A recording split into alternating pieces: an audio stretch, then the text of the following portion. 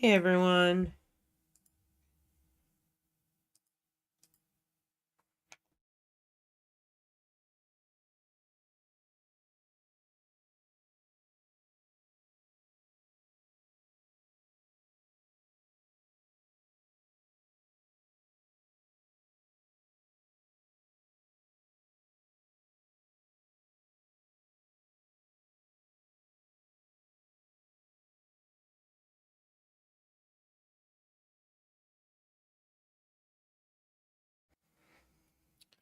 How you guys doing tonight?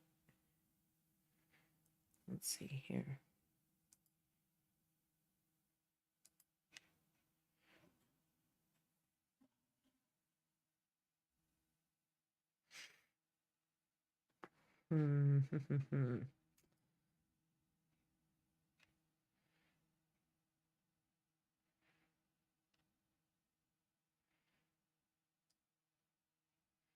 Hey Lena.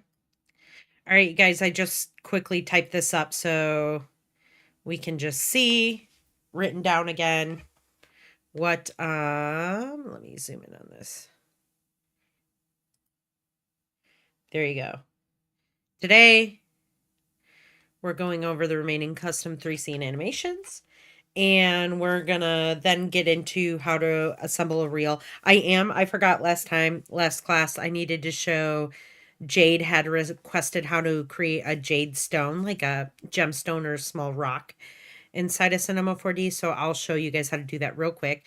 It's very, very, very simple, very quick. And a few of you might be able to use this technique considering you have, a lot of you have scenes talking about minerals or gemstones or things like that. So you guys will be able to use this technique for those scenes as well.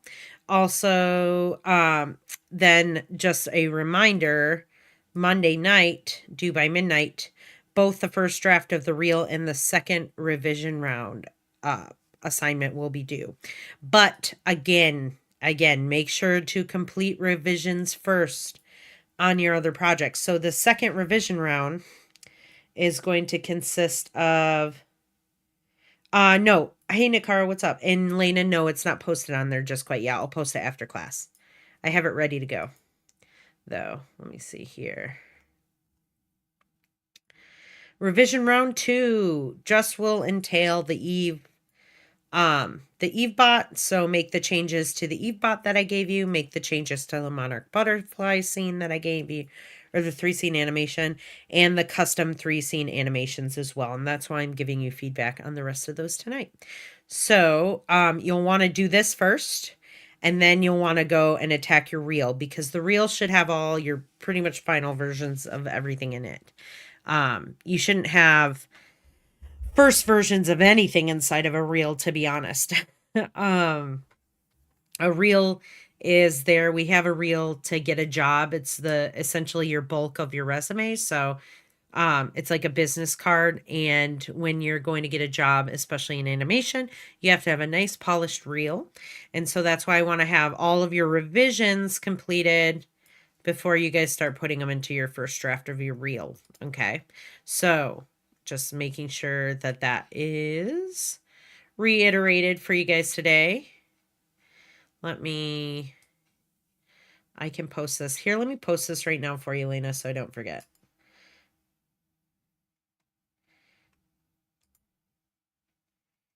All right. Should be posted for you guys now.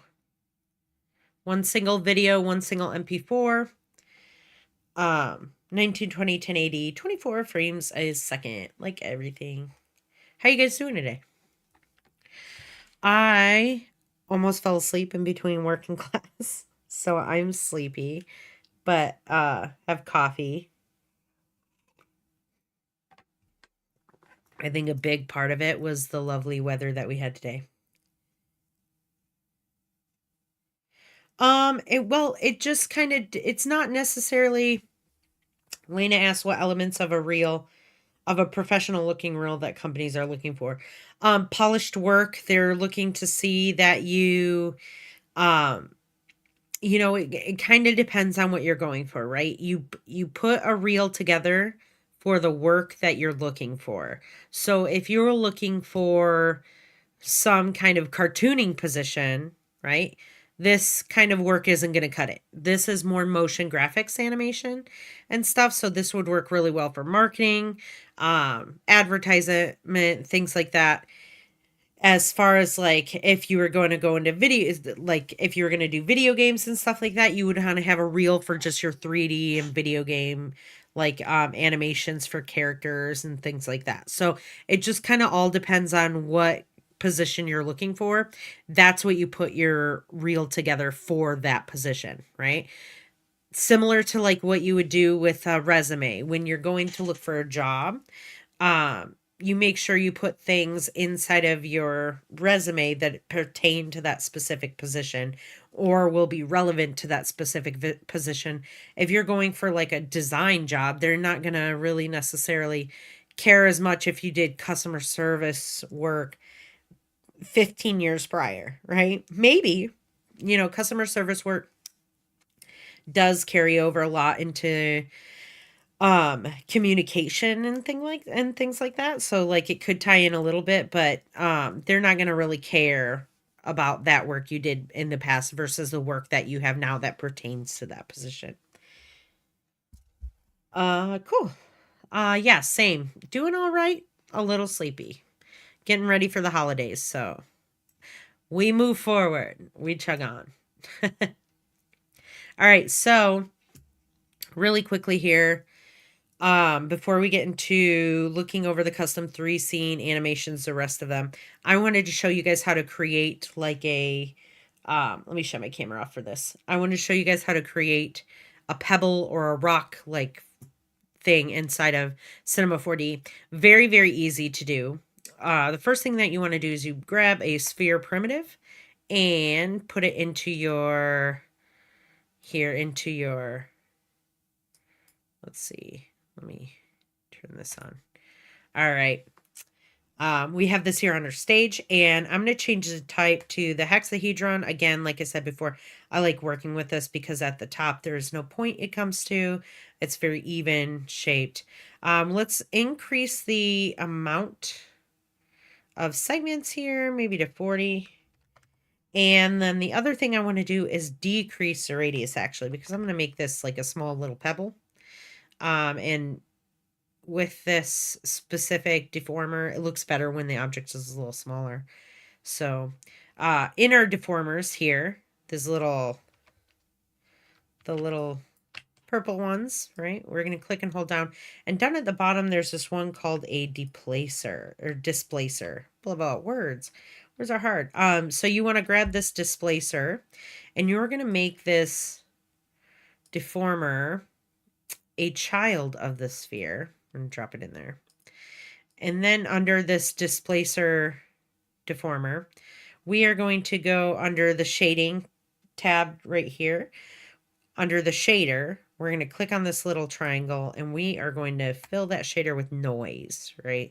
And so it's taking this, essentially these black and white little sections of this image, and anything that's black, it's like pulling it out, and anything that is white, it's pushing it in, right? So this noise is creating this texture based on the black values and the white values. And so we want to, this looks okay. I mean, it looks like a kidney stone, to be honest. So if you guys are doing something on kidney stones, this might work for you. But we want something a little bit smoother if we're talking about like a smooth gemstone, or like a raw cut gemstone or a small tiny pebble. This will not really work for that. And so what we want to do is we want to double click on this little image here. And what that does is it brings up the properties of that shader. And down here on the global scale, what we want to do is we want to start increasing that. And you're going to notice it's going to really smooth that out. And so we kind of want to get something that maybe looks a little bit more natural, like a natural smooth gemstone that you would see. That looks not bad. I don't mind that. You can change a variation of that by changing the seed here. So if you have multiple of these inside of your scene, you can just update the seed and it will update the shape of the object. And then of course, if you want to smooth it out even more, you can just increase that that value of the global scale here that will change the look of that, or the smoothness of the object. I don't mind that. Let's drop this down a little bit. 200 looks cool. You can change the noise here as well to give you like a different shape. So right now it's on the noise. If we picked a Voronoi, it changes the shader look, and it will change the way the object looks. So this is good for like a little rock or an actual stone. Maybe even like that raw cut gemstone look. Looks a little bit better there because you kind of have harder edges. Let's see here. The third one, not so much. That looks crazy. You guys can just start seeing how changing this noise, the shader of the noise, like what it looks like. This blistered one looks really good for a small little stone or pebble. That's kind of like more rigid. So you guys can just go in here and play around with these a little bit more and see, this is like a digital pattern. This one looks really neat too. So yeah, just kind of going through here and moving around, messing around with the seed, messing around with the seed there in the global scale, and you guys can come up with little rock shapes here. And so I just wanted to show this before I forgot, because I know Jade had requested, and not last week, but I think it was last week's actually, her question was how to create this. So I wanted to show her specifically. All right, let me close out of this. Very, very simple, quick way to create like a little pebble, little stone, little gemstone inside of Cinema 4D without having to try and use deforming the vertex and moving vertexes or edges or polygons. This was just a little bit easier and quicker to do this, and more of like a randomized look, and using the black and white value of an image to pull and push different parts of the geometry out so that it creates this kind of randomized but natural looking shape, I guess you want to say. All right, let's get into these custom 3 scene animations. And before I do that, I'm going to open up let me see here.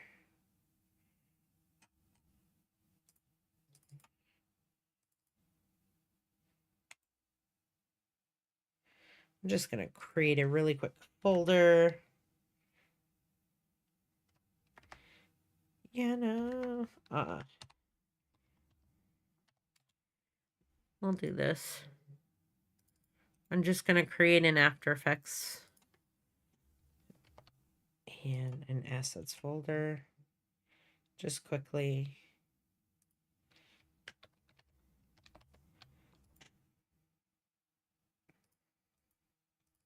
I want to bring these custom 3 scene animations into After Effects so I can play them frame by frame if needed.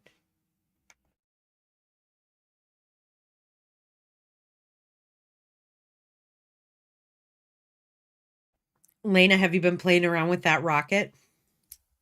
Like trying to do what we worked on in class on Tuesday?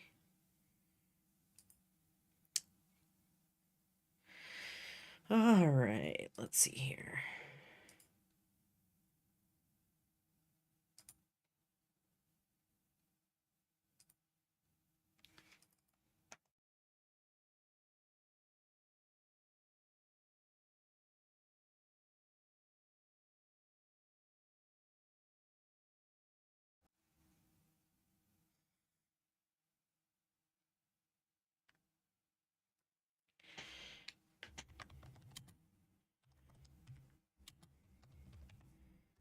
Real. Let's do this.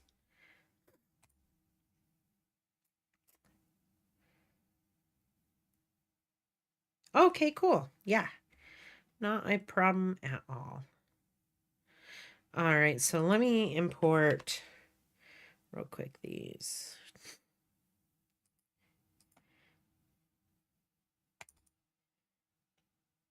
Okay. Hey, Nakar, did you have, it's in After Effects. Did you have this rendered out by chance?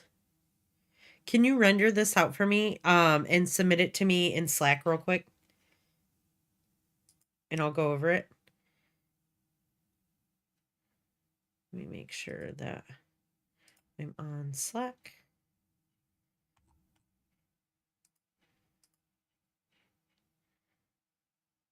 I think I need to do this one. I looked at Keith's, Lena's, this one. I looked at Jade's. Yeah, if you could do that for me and then just let me know in the chat when you have it sent over and I'll throw that in here and give you feedback on that too. All right, Lena, let's watch yours. Let's go ahead and hit play. This adorable pink creature is called the rosy maple moth because it can usually be found in red maple trees. This moth's bright appearance helps it blend into red maple fruits, which are called samaras. Surprisingly, red maple moths can't hear. Instead, they have sensing receptors in their antennae, legs, and mouth prongs.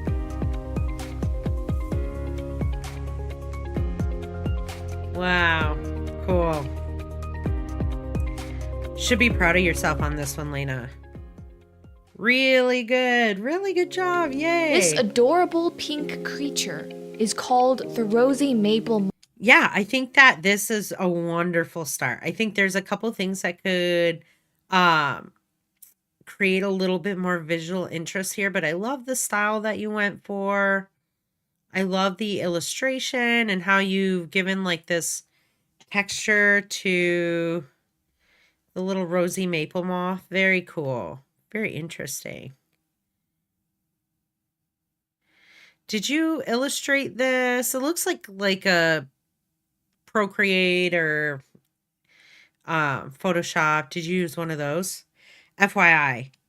Great work on these leaves here too, by the way. Oh, and this is smart. A really smart illustration technique that Lena has used here. She took the background color and created kind of like a leaf shape. I don't know if this is like a leaf brush that you used, but it was very smart to use it in this way to kind of blend in so it doesn't look like where you have a ton of leaves and stuff. Like this looks, looks like you put a lot of work in it, but if you're using a leaf brush, yeah, smart. Good job on that. I would say that during this scene right here, when the moth is coming This in, adorable pink creature. have it like a slow pushing out, right? So then you could speed up that push out right about here where you actually do this section where you have the parallaxing happening. If you're just slowly having this happen the whole time to this, I think it would just give it a little bit more visual interest, like things are moving a little bit. And then if you want to take maybe a couple leaves, it doesn't have to be a lot, right? Just have one or two of these leaves drawn separately and maybe having them slowly kind of falling to the ground. Maybe they're animating along a path and they're kind of going like this. And because when I see red maple leaves like this, I just want, I don't know why I think of fall.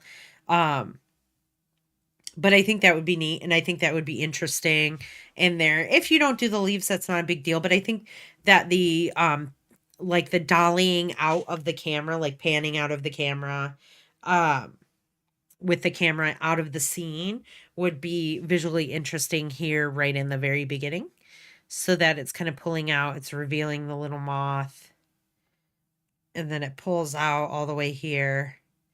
Really cool transition here. Really good work on that. I love the use of the motion blur. Looks wonderful. Spreads the wings to cover the whole thing. And great job on the masking there. I tried to parent the Samara leaf to the branch, but it didn't work. you could just have them like falling from behind the bulk of the leaves. So like maybe it could start up at the top of the frame that where we don't see it, and then as it falls out from behind the tree, then we can see it then. Or is the tree on a separate layer with all the leaves, or is it all like one with the background?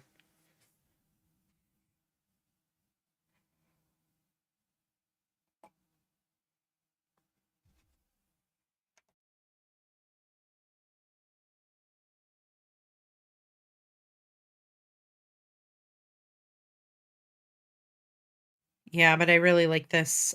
Here's cool. Helps it blend into red maple fruits. This is what you're saying. You're talking about the second scene. You tried but it didn't work.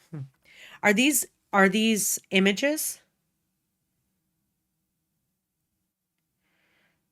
These look like maybe like colored images, like photos. I'm curious as to why it didn't work. I'm assuming you moved the anchor point, right? Because it looks like it's moving from the anchor point there.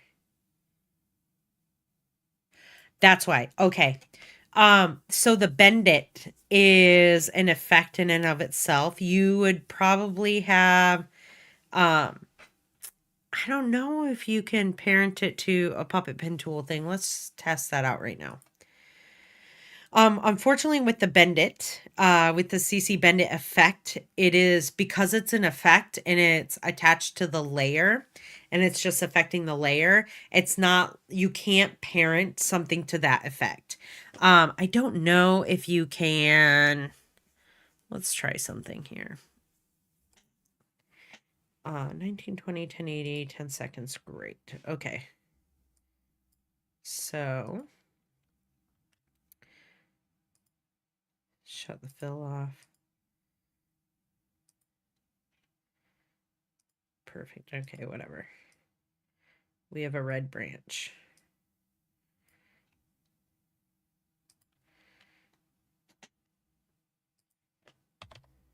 I'm just going down here to add the bend it effect.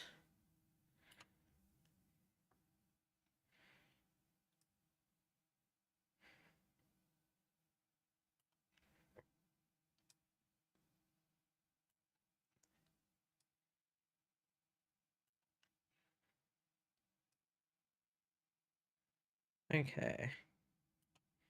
So let's say we have another object or an image.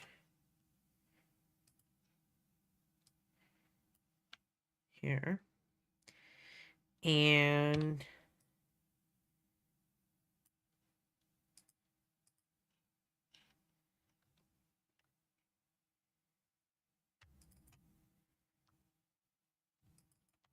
really, what is happening?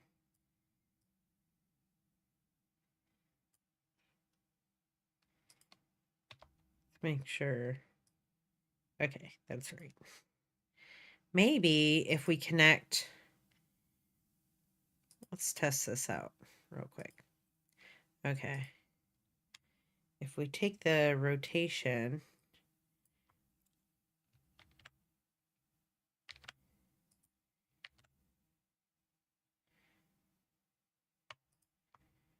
can I?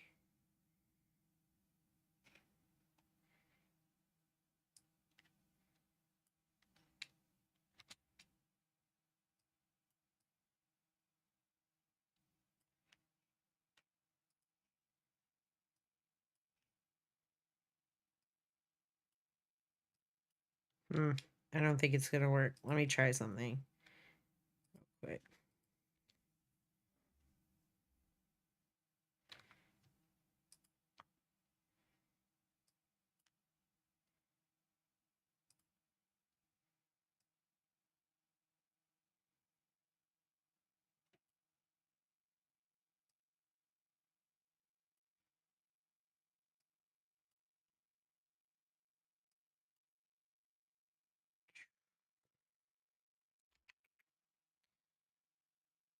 Maybe.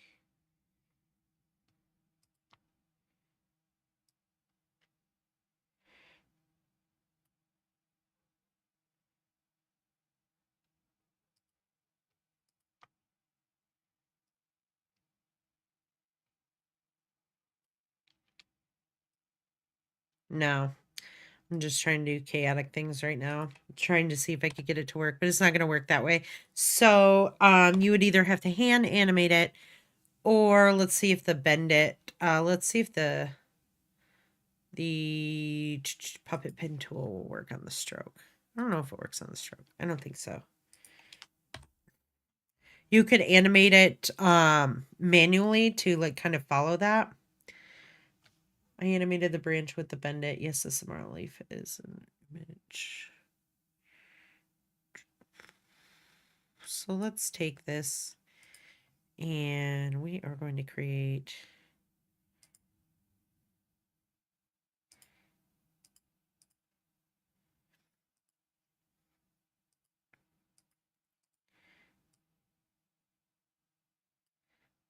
something that looks like that. And I'm going to take this.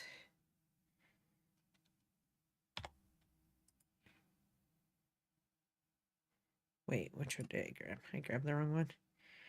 All right, let's say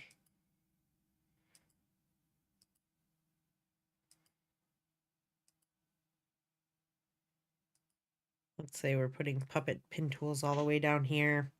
And we have all of these. Okay. Right here. I think they should all be. Yes, perfect. And we have them moving. So let's grab this one, this one, this one, this one, this one. Move them.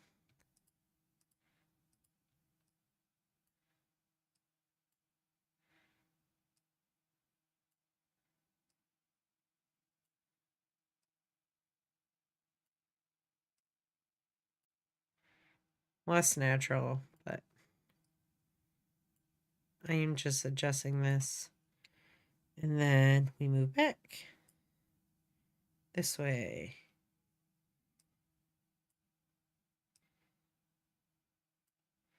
It's looking funny because it's pinching because of the shape. Probably not this far. And we're just using the puppet pin tool to create essentially like the bending happening, but manually. Right. So I don't know. I don't think you can parent it to that. Let's see this.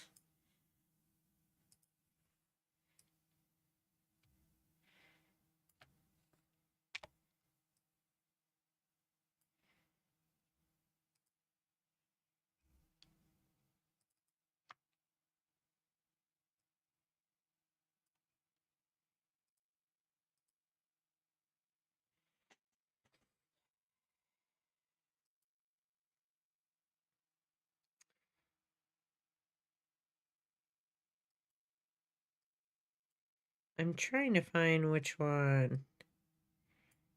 This guy. I think it's this last. Nope, this one. Sorry, guys. I think it's going to end up being this one. If we can essentially tie, actually, opposite. Undo that.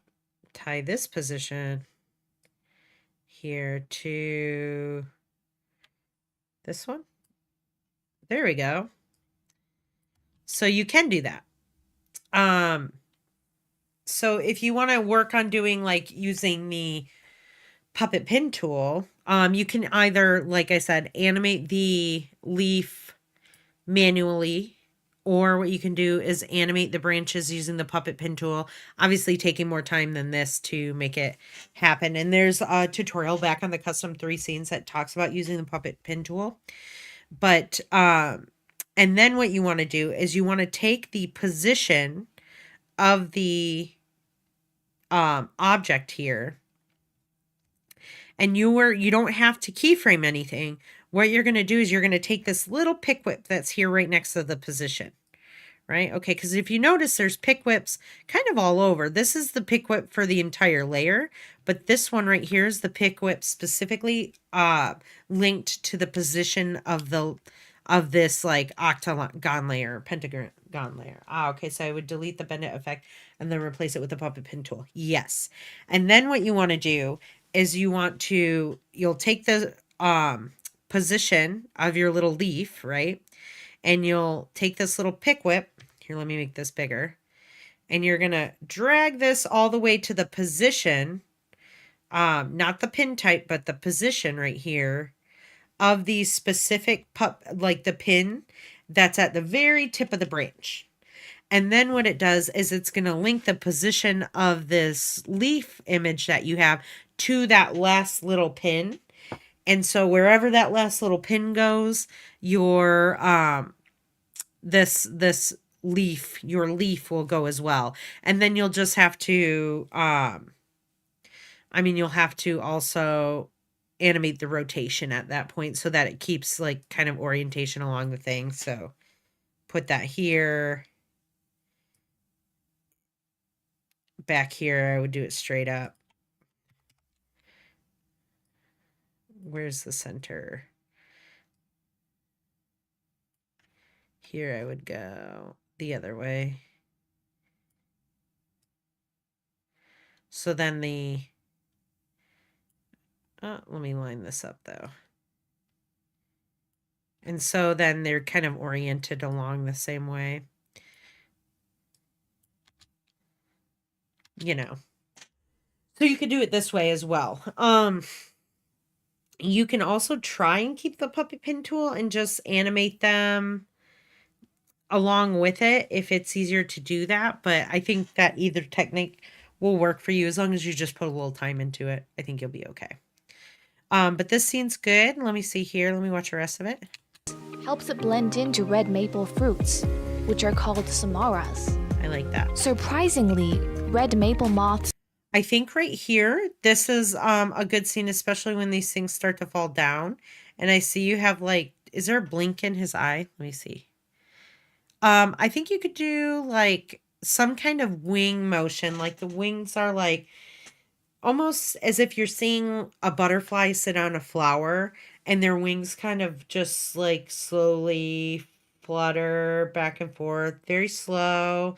Like they're relaxed, they're just hanging out, they're just feeling a little bit of the breeze in their wing, chilling, having a great day. It's the end of the semester, they don't have any worries in the world, kind of like that, right? So just like a nice slow little motion of that. Maybe there's another one moving around in the background or something, but there needs to be a little movement here on screen because what there is just voiceover and not a lot of animation happening. Can't hear. Instead, not they up have until sensing you get to this receptors section. in their antenna, legs, and mouth prongs. That one's cool. That one's not bad. I like that. That works just fine for me. And then with the little samara leaves like falling is fine as well. But I just think having a little bit something more in the background would look cool here. Other than that, I think the audio is really good, especially in... Blend into red maple fruits, which are called samaras. Surprisingly, red maple moth... I think your voiceover sounded really clear. You did a really good job recording the voiceover, did a good job with your sentences, did a good job with the music. So really good job overall. Love your transitions here, especially the one with the wings here at the end. That was great. I love it. Yeah, so just a little bit of feedback there. The pull out there of the scene, scaling back a little earlier, so it's starting just at the beginning. Very slow. It doesn't have to be fast, just nice and slow. I like the parallax that you had. If you can do leaves falling, that'd be great, but it's not going to be a requirement for you, especially because you got to get this. It'll be done, for next Monday's class, so if you have time. And then just updating this. I don't think you'll have too much of a problem with this scene here, and then just updating that last one, having something on there. The recording software for your voice recording? Is that what you're asking, Keith? By the way, what's up, Keith?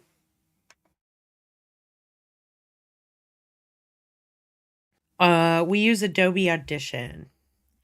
That's the one that we used. If you guys need to know how to redo that, a couple weeks ago I went over recording voiceovers, and then if you watch inside of the in the custom 3 scene video, like one of them, I think one of the videos on the in Canvas has that on there. Let me just double check how to record. How to record inside of Adobe Audition.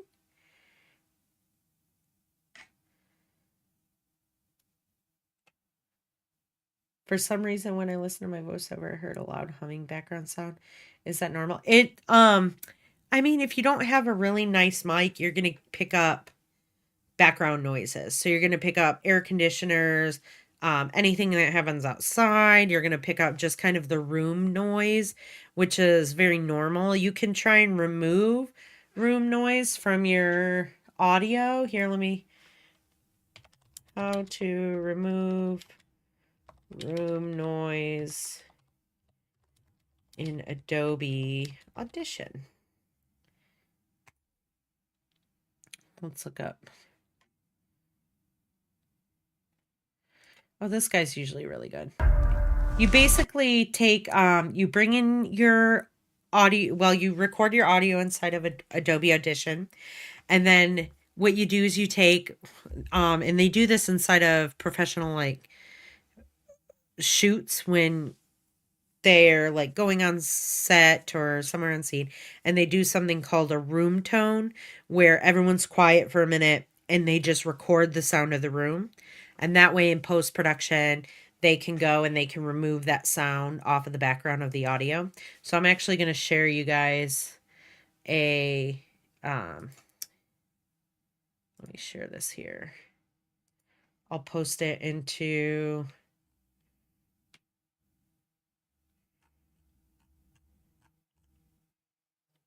here. If you have a nice mic, buy those covers. It helps for buzzing and high pitch. Yeah, so the plosive covers. Well, like there's the foam things that you can get out on the outside, and then there's a plosives, like screen that you can get, which helps to stop like your those noises and like poofs of air hitting your mic diaphragm hard enough to like register it, and what it does is it peaks your audio, and you don't want that to happen. So that's why they have the plosive screen in front of your mic. But not, if you guys don't have that thing, just record it the best you can. And you can go and try and remove the room noise if you want to. Just let it record like 30 seconds after you're done with your sentences. Just sitting in the room quiet and recording that room noise. And you can take an imprint of that, and then you can remove that in Adobe Audition as well. Okay, well, that's okay. I'll tell you to add music then, and then the room noise you guys can always remove later. Let me just post a real quick thing inside of, let's add a page, create a page.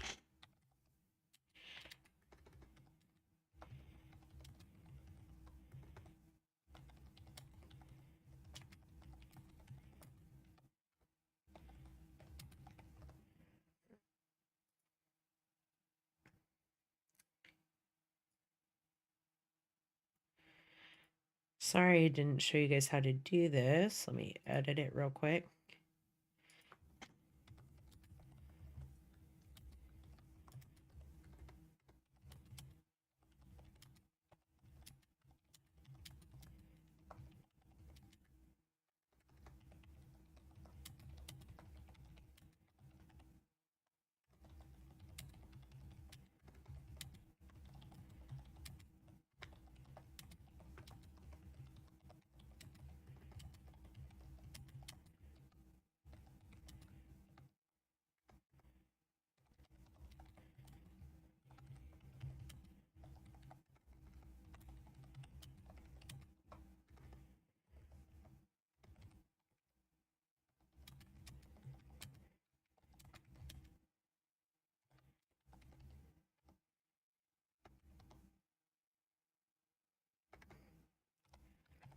Like, did I spell this right? Hold on.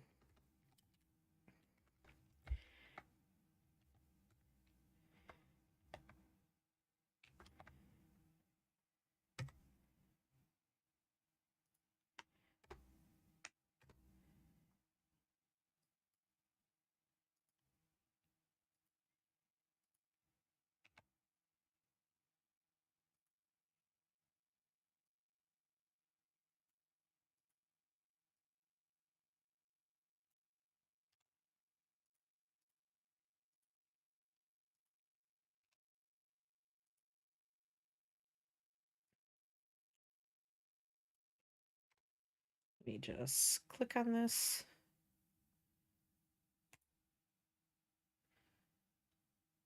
Make sure it works. There we go. Sweet. Okay.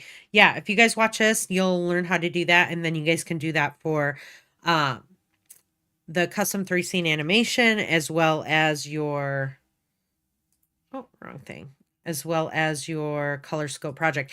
The thing is, like in the reel, I don't focus too much on the audio for this kind of stuff because usually what you do is you have a professional voiceover recorded for videos and stuff. Usually most people don't. They'll record like personal voiceovers for maybe personal projects, but most of the time motion graphic artists or animators don't do voiceovers as well. Not always, but most of the time. And so I don't focus too much on the editing of the audio in this class. If you guys continue along this course, taking an audio class is a great idea to learn a little bit more about setups like with microphones and different peripherals that you could use to like create a big setup if you're going to do your own work freelancing and stuff.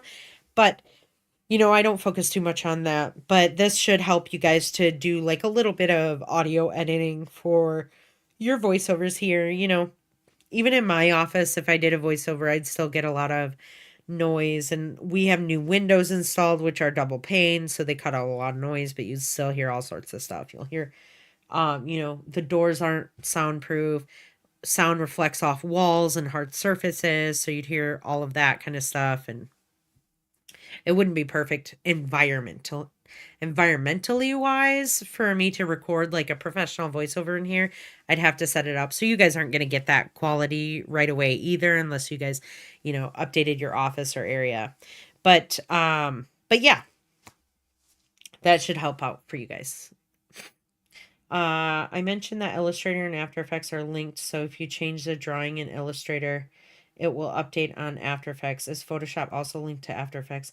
Is it automatic or do I have to enable in the settings? You don't have to enable anything. If you brought in the working file, like if these are Photoshop files that you brought in to After Effects and you make changes, all you have to do is save the change in Photoshop and then come back into After Effects and the changes should be saved. You can do that with both programs open as well. So sometimes I'll have After Effects open and then I'll have Illustrator open and I'll make a change in Illustrator. I'll save it.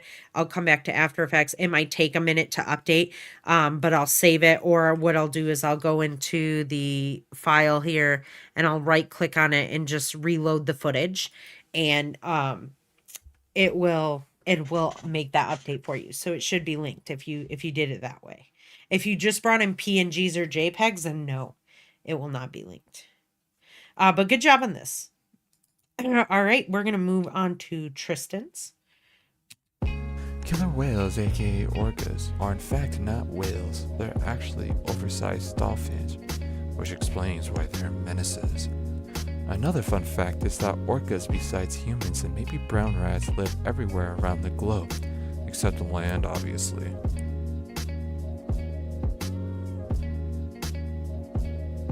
All right, Tristan. Whales, aka orcas, are in fact not.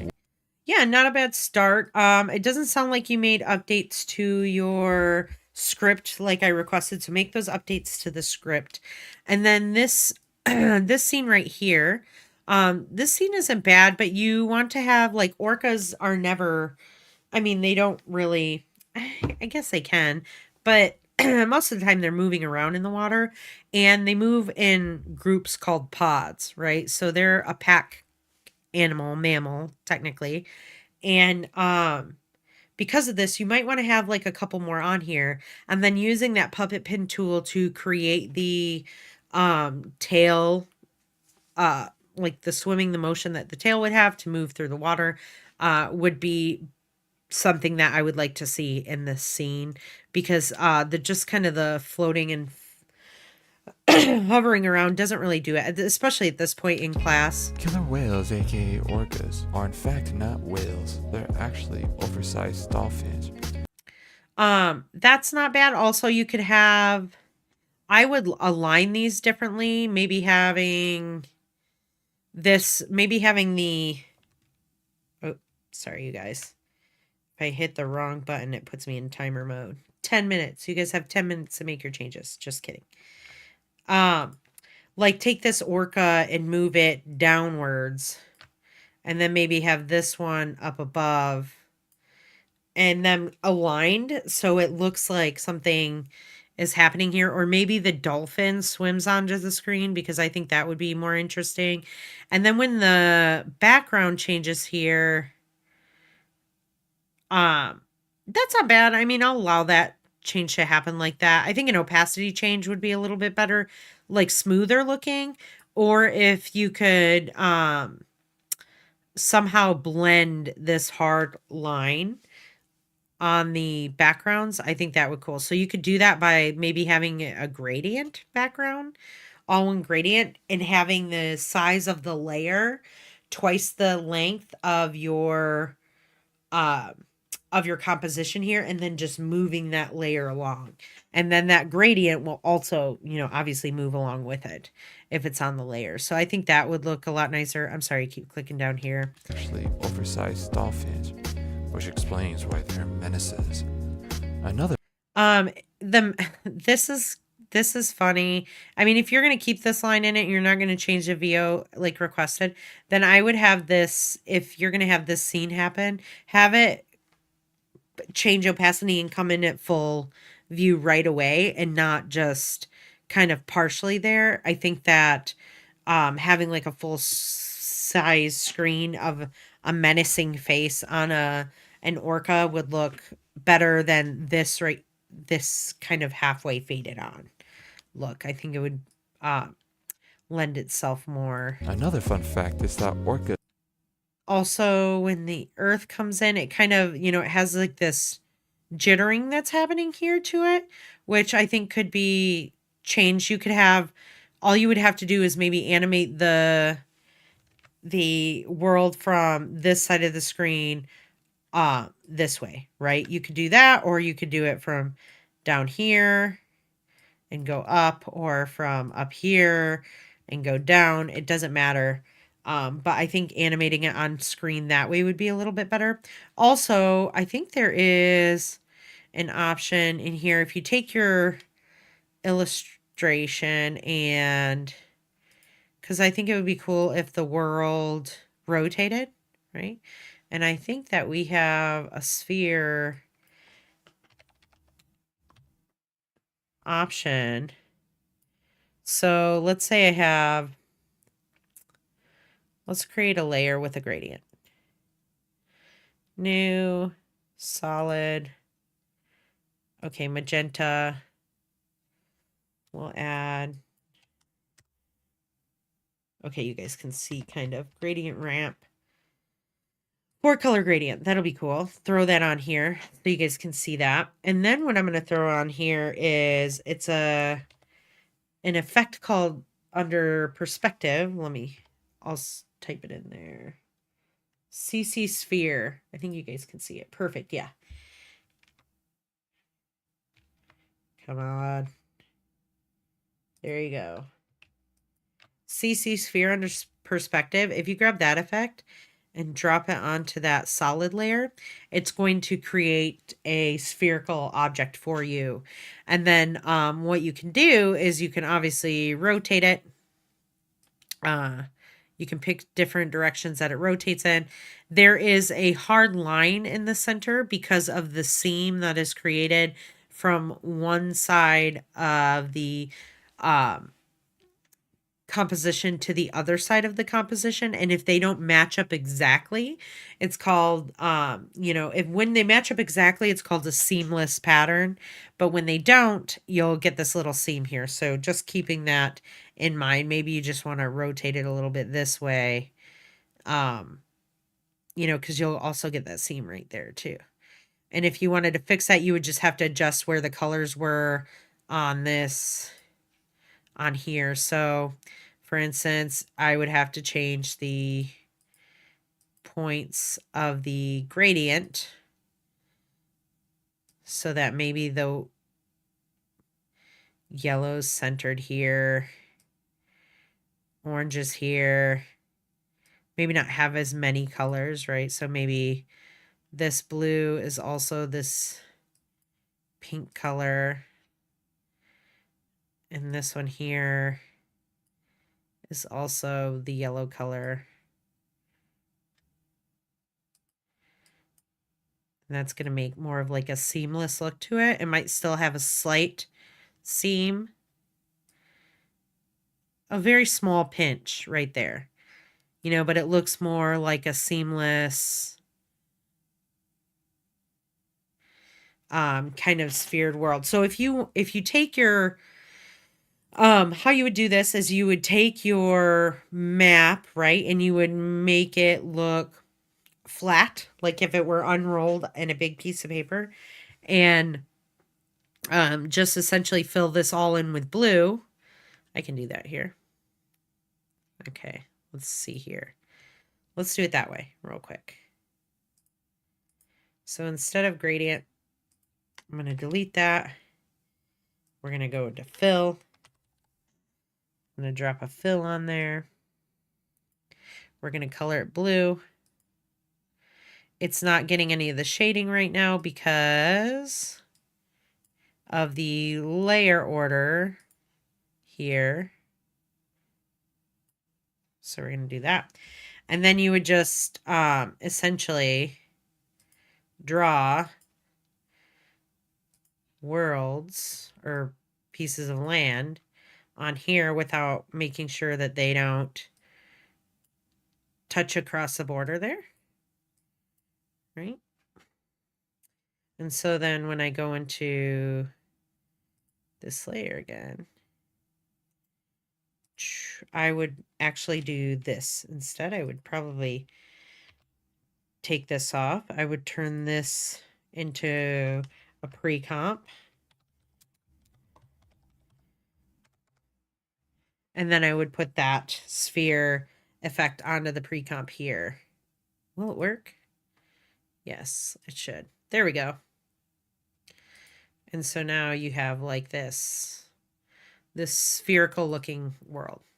And so I would do that in this layer or this scene brown right here. rats live everywhere around the globe, except on land, obviously. And then just make sure that I would put the earth in the center here. And then the only other thing is that this is really light, so either darken the text or darken the background so that we can see the text, because I can't read it as well on my screen or on the live stream here.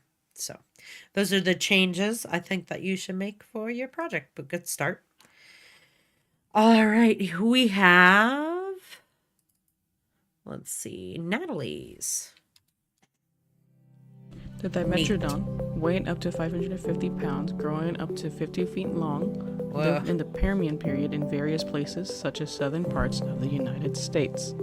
It was first thought to be a dinosaur, but later discovered to be a snapsid, meaning it was a closer relative to mammals than dinosaurs.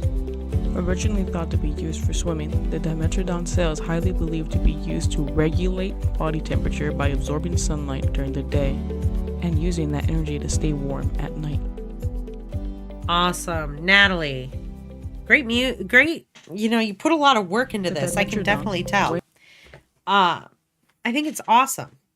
I can see all the illustration work that you put into it, a lot of animation, working with character stuff, not something that we've done a lot of, but you went and took a shot at it and you did a really good job at it. Let's go ahead and break this down scene by scene. This looks really cool, first of all.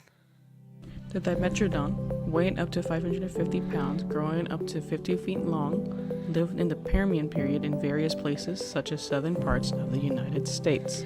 I like this. I think that I don't know, for some reason them facing the same way is throwing me off a little bit. So maybe this little guy in the beginning, um maybe in his icon here could be that way, but here you could have him the other way or just have one on screen.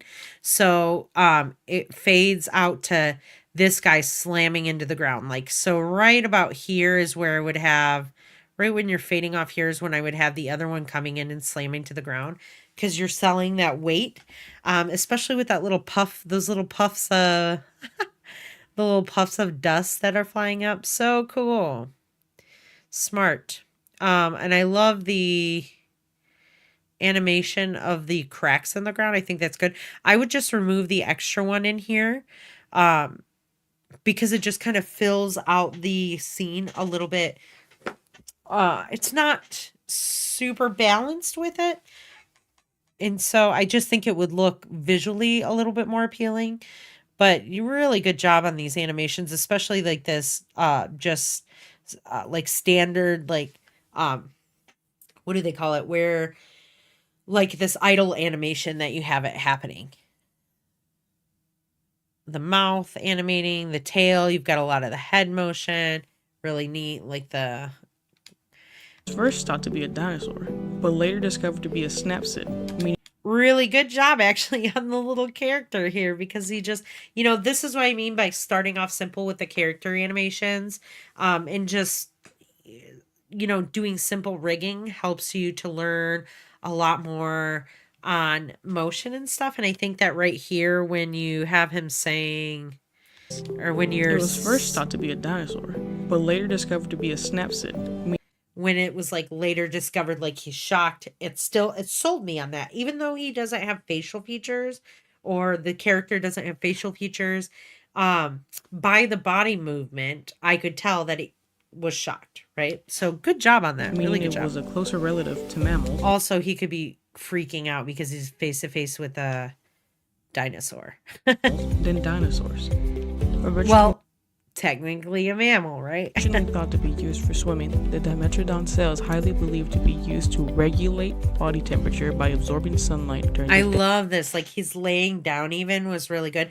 If you have time to try and smooth out this walk cycle just a tiny bit, it's a little bit like rigid, but for like a first time with this, I think it's a really, really good job.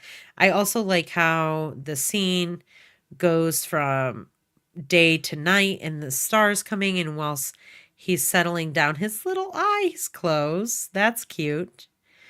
I think you're using like a wiping effect there for the eye. I'm not sure. Let's zoom in here and see. Maybe like just trying with the trim pass. All you have to do there is you would have to have an eye that is the color of his eyelid, parented to the body there. And what you could do is just a quick path animation of that to just kind of fix the eye. Let me go back on here. So it doesn't, because gosh dang it. Sorry, you guys. It's so easy to grab here when you're trying to grab up here. But, really cool how he like lays his little arms down. It reminds me of a chunky little dog. I think that if you wanted to add a little bit more here and here, you could just like slowly animate I'm just saying it would add more interest to the scene, is like animating the clouds in the background, just a very slow movement across the screen. And then possibly when he's walking through these leaves, like maybe having the leaves shake a little bit while he's moving through, I think would be really cool. Thought to be used for swimming. But I think you've done a really amazing job and a lot of work. Regulate body temperature by absorbing sunlight during the day and using that energy to stay warm at night. Very good job on the balance of the audio as well. The voiceover with the music, I'm digging it.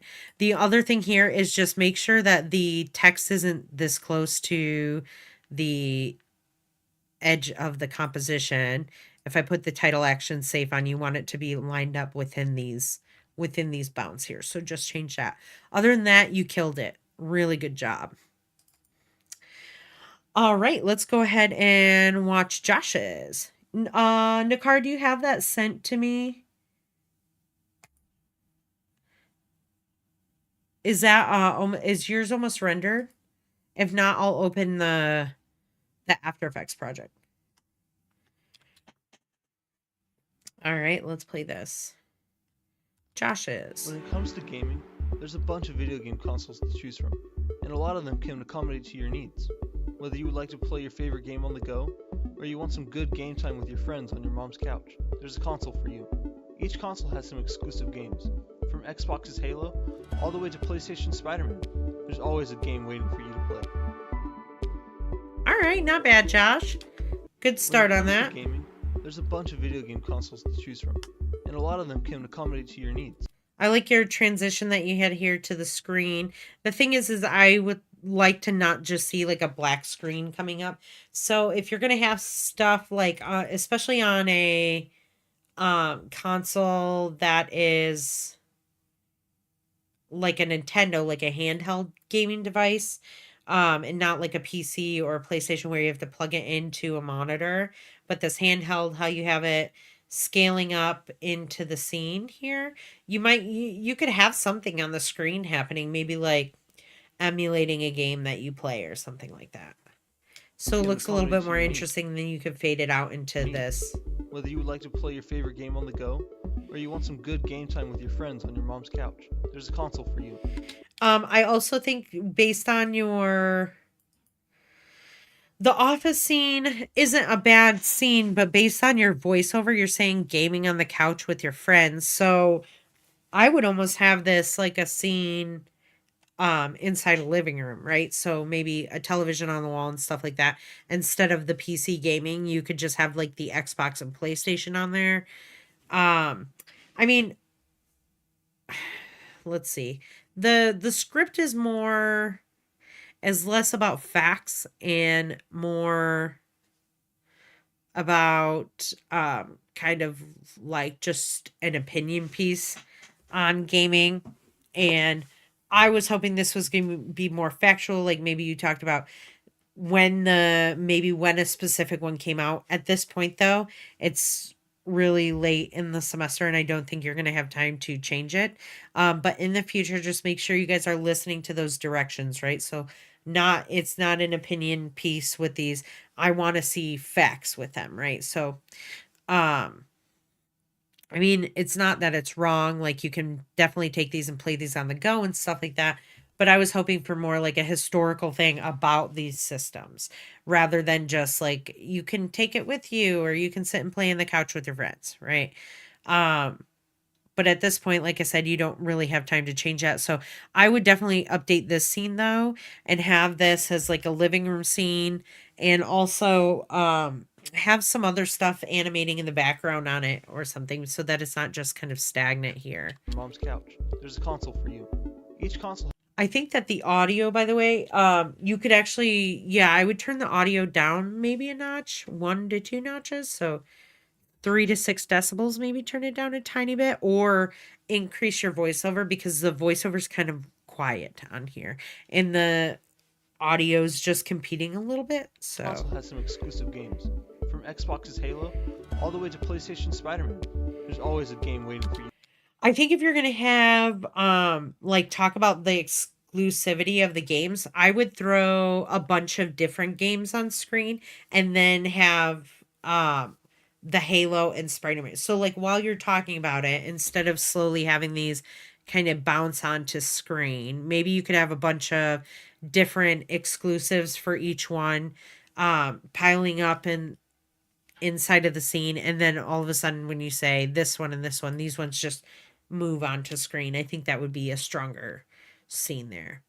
And then this one here, I would just maybe, you're going to want to decrease it so it sits within this bounding box of the title action sequence as well. Good start on it. Some work to be done on this one, Josh, for you for the revision round and stuff, but a good start here. All right, let me see.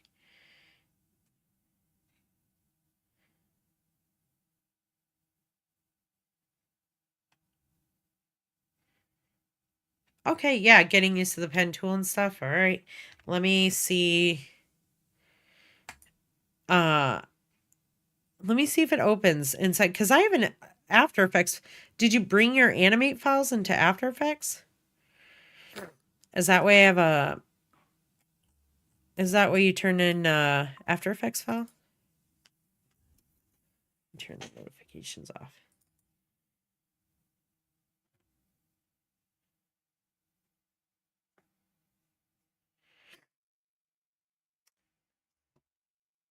Do you guys have any fun plans for your winter break?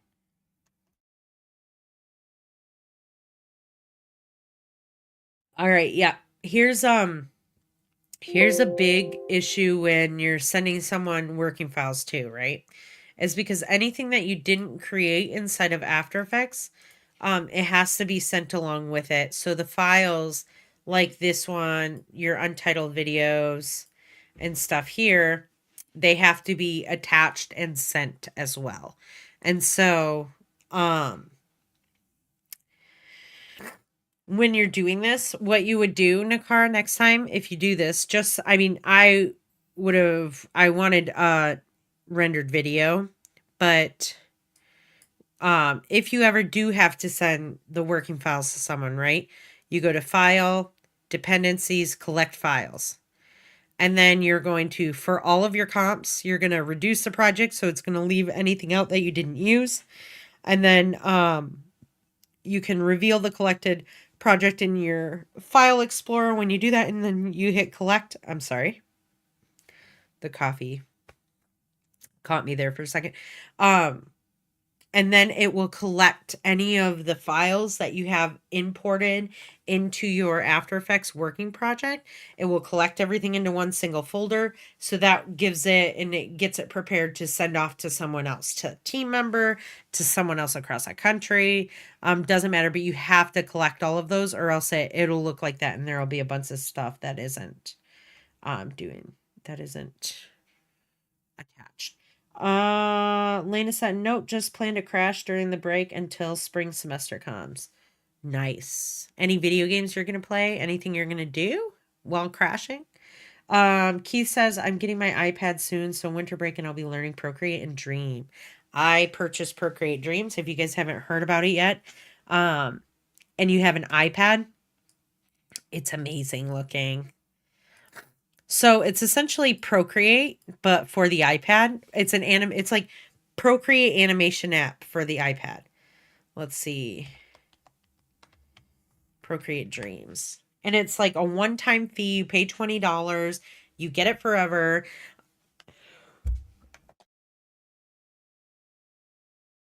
Sorry, guys. I had to do that. I might sneeze too. But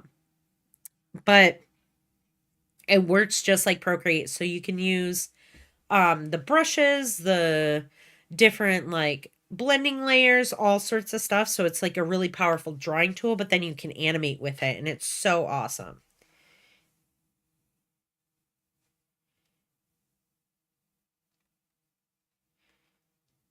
Watching a lot of movies. Yeah, what kind of movies, Lena? Nakara, sorry for not rendering. Would it be okay if I emailed it today? My sister's birthday. It's something fun we did. Well, happy birthday to your sister. Yeah, go ahead and email it to me. And then I'll give you feedback on it tomorrow. And then just implement those changes for the revision round that's due Monday night. And then I want to get it soon before they make it monthly. Like, I don't think they're going to do that because they never did it with Procreate. Star Trek TV shows. Nice. Proud of you. Trekkie. Neat. I think the fighting between Trekkies and Star Wars fans is hilarious. Like, I just could sit and watch arguments on that all day, like other people arguing. I like Star Wars. I have watched Star Trek. I enjoy watching it as well. But yeah. Super fun. I just like any kind of sci-fi fantasy type stuff. Okay, let's kind of get into then. Yeah, Nakara, go ahead and email that to me tomorrow. Or tonight, or whenever you have that ready. And we'll go over it. All right, though. Let's talk about. Hey, Lena, do you have a bunch of your projects on hand right now?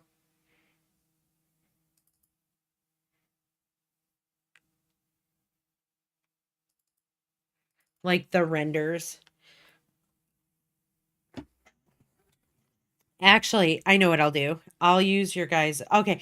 If you could send me, will you send me like in Canvas email real quick, maybe 3 different projects that you did? I have your one here, so we'll use this one. Um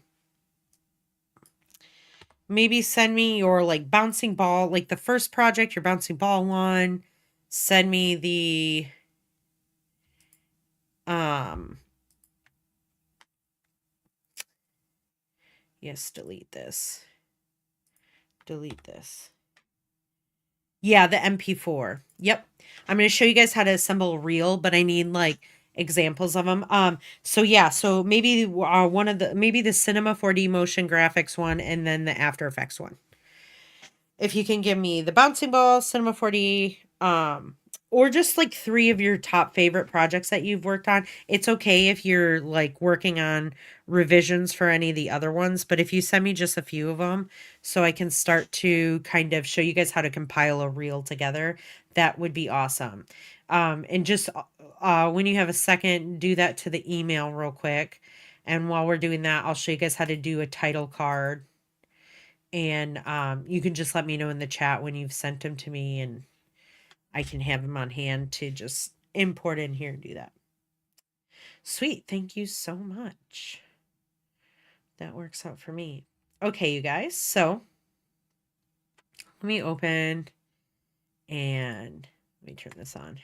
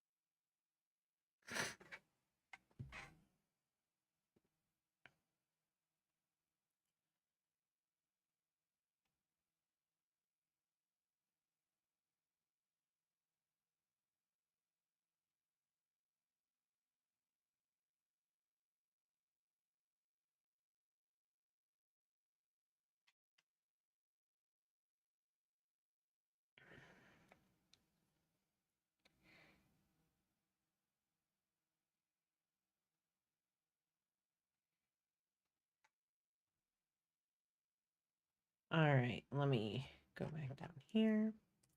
We're going to go over this real quick. All right, you guys, like I was saying before, a reel is essentially what you do to get a job, right? It's your visual resume. Think of it like that. And Lena asked a good question. Your reel can pertain to different things based on whatever you do. For instance, I have a reel here where it is just all, mostly, I wouldn't say all, there's 3D stuff in here as well too, like that. But it's a mix of just kind of my work that I've done. And then here is like all 3D work that I've worked on before. This is an old reel. I need to update this one. But this one will have, it shows all of my 3D modeling that I've done, all of the things I've created and animated for them. And you might learn how to do some of this stuff in Casey's classes later on. Modeling, texturing, doing all that stuff. So, you create the reel for the jobs that you want, right?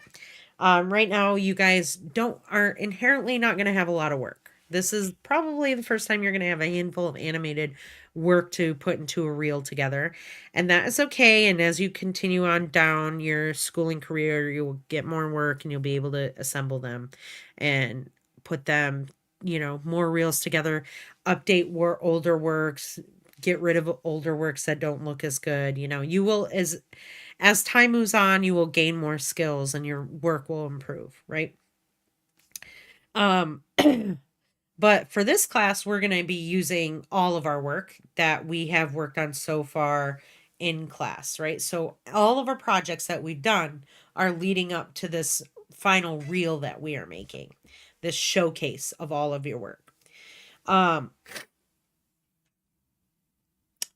This is, I want to read through my notes real quick. I mentioned that it's a sequence consisting of the best versions of your work put together into one video. So like I said, make sure that these are not first drafts, right? These have to be your revised work. So all of the feedback that I've given you, you will implement that, and then put those versions into your reel.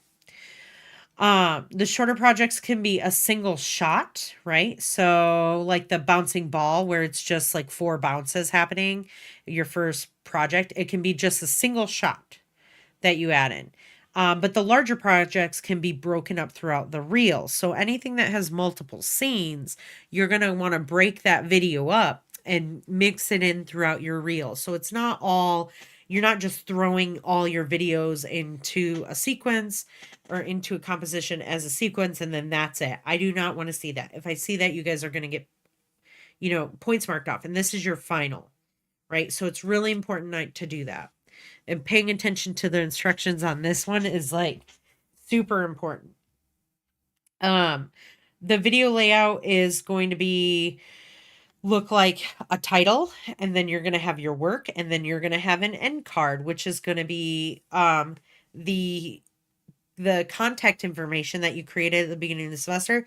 That's going to be your end card. We purposely made that for this reason, right? And so you want to take those, like pick one of them, whatever one was your best one, and use that at the end of your reel. And that's great because then they'll know how to contact you, right? And then another thing to know is it's good to alternate between 2D and 3D work. So you don't want to have all of your 3D work happening at once. You're going to want to have it happening kind of in between like each other. So it's like sporadically. I have put in here some examples for you guys to watch of professional studios that put together and assemble a reel for their studio. Now keep in mind, right, these are multiple animators that are working for a company, right? It's a company that just does animation for title sequences, advertising, animating, for cartoons, just different stuff like that. Thank you, Lena. Let me grab them that. I'll grab them that in just a second here. And so these are really awesome examples for you guys to go through and watch. So if I go on here, here's Awesome Studios. And if I play it,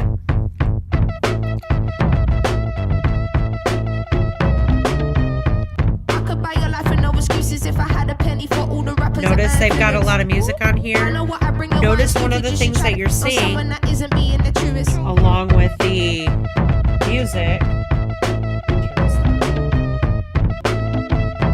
Still running with ease, marathon not sprint. Is you're seeing a lot of visual beats hit with musical. So the shaking of things that are happening in some of these scenes are hitting at the same time as you hear certain beats hitting, right? It's timed up to the music.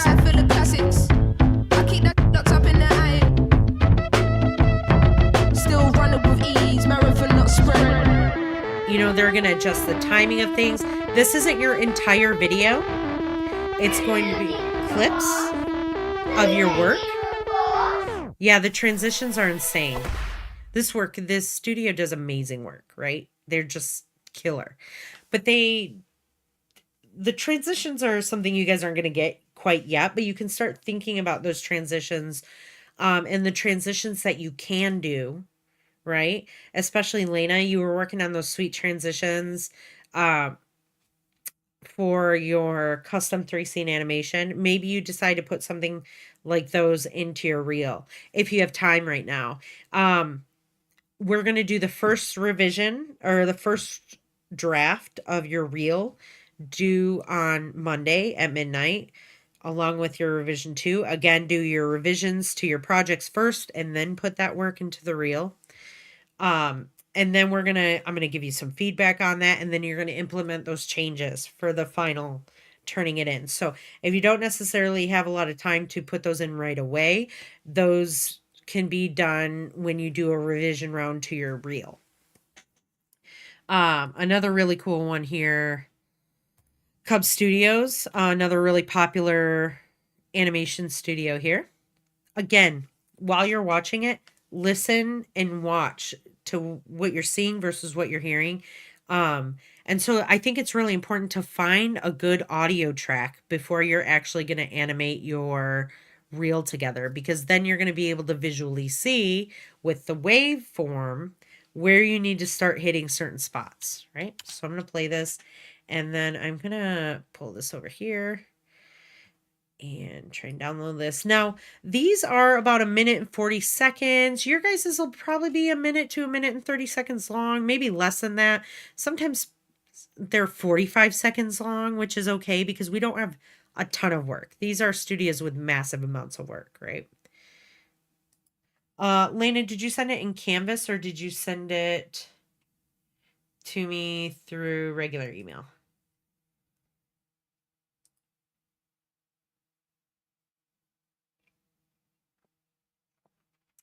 Okay, I got them. I would like to see it including it has to have all of your projects. I'll have let me see here. Downloading this. Sweet. You can do, I think that I'll let you guys choose, because you know what? You're not going to have the audio from if you notice, none of these have any of the original audio in them from the videos that they do, right? The audio in these is only from the music. So that's going to be another thing we're going to talk about here when I put these into the reel for when we start assembling it. But yeah, I mean, I guess you can choose if you guys want to or not. I'll show you. I'll direct you guys to a place where you can get some free music on here too. But we'll watch this extra example.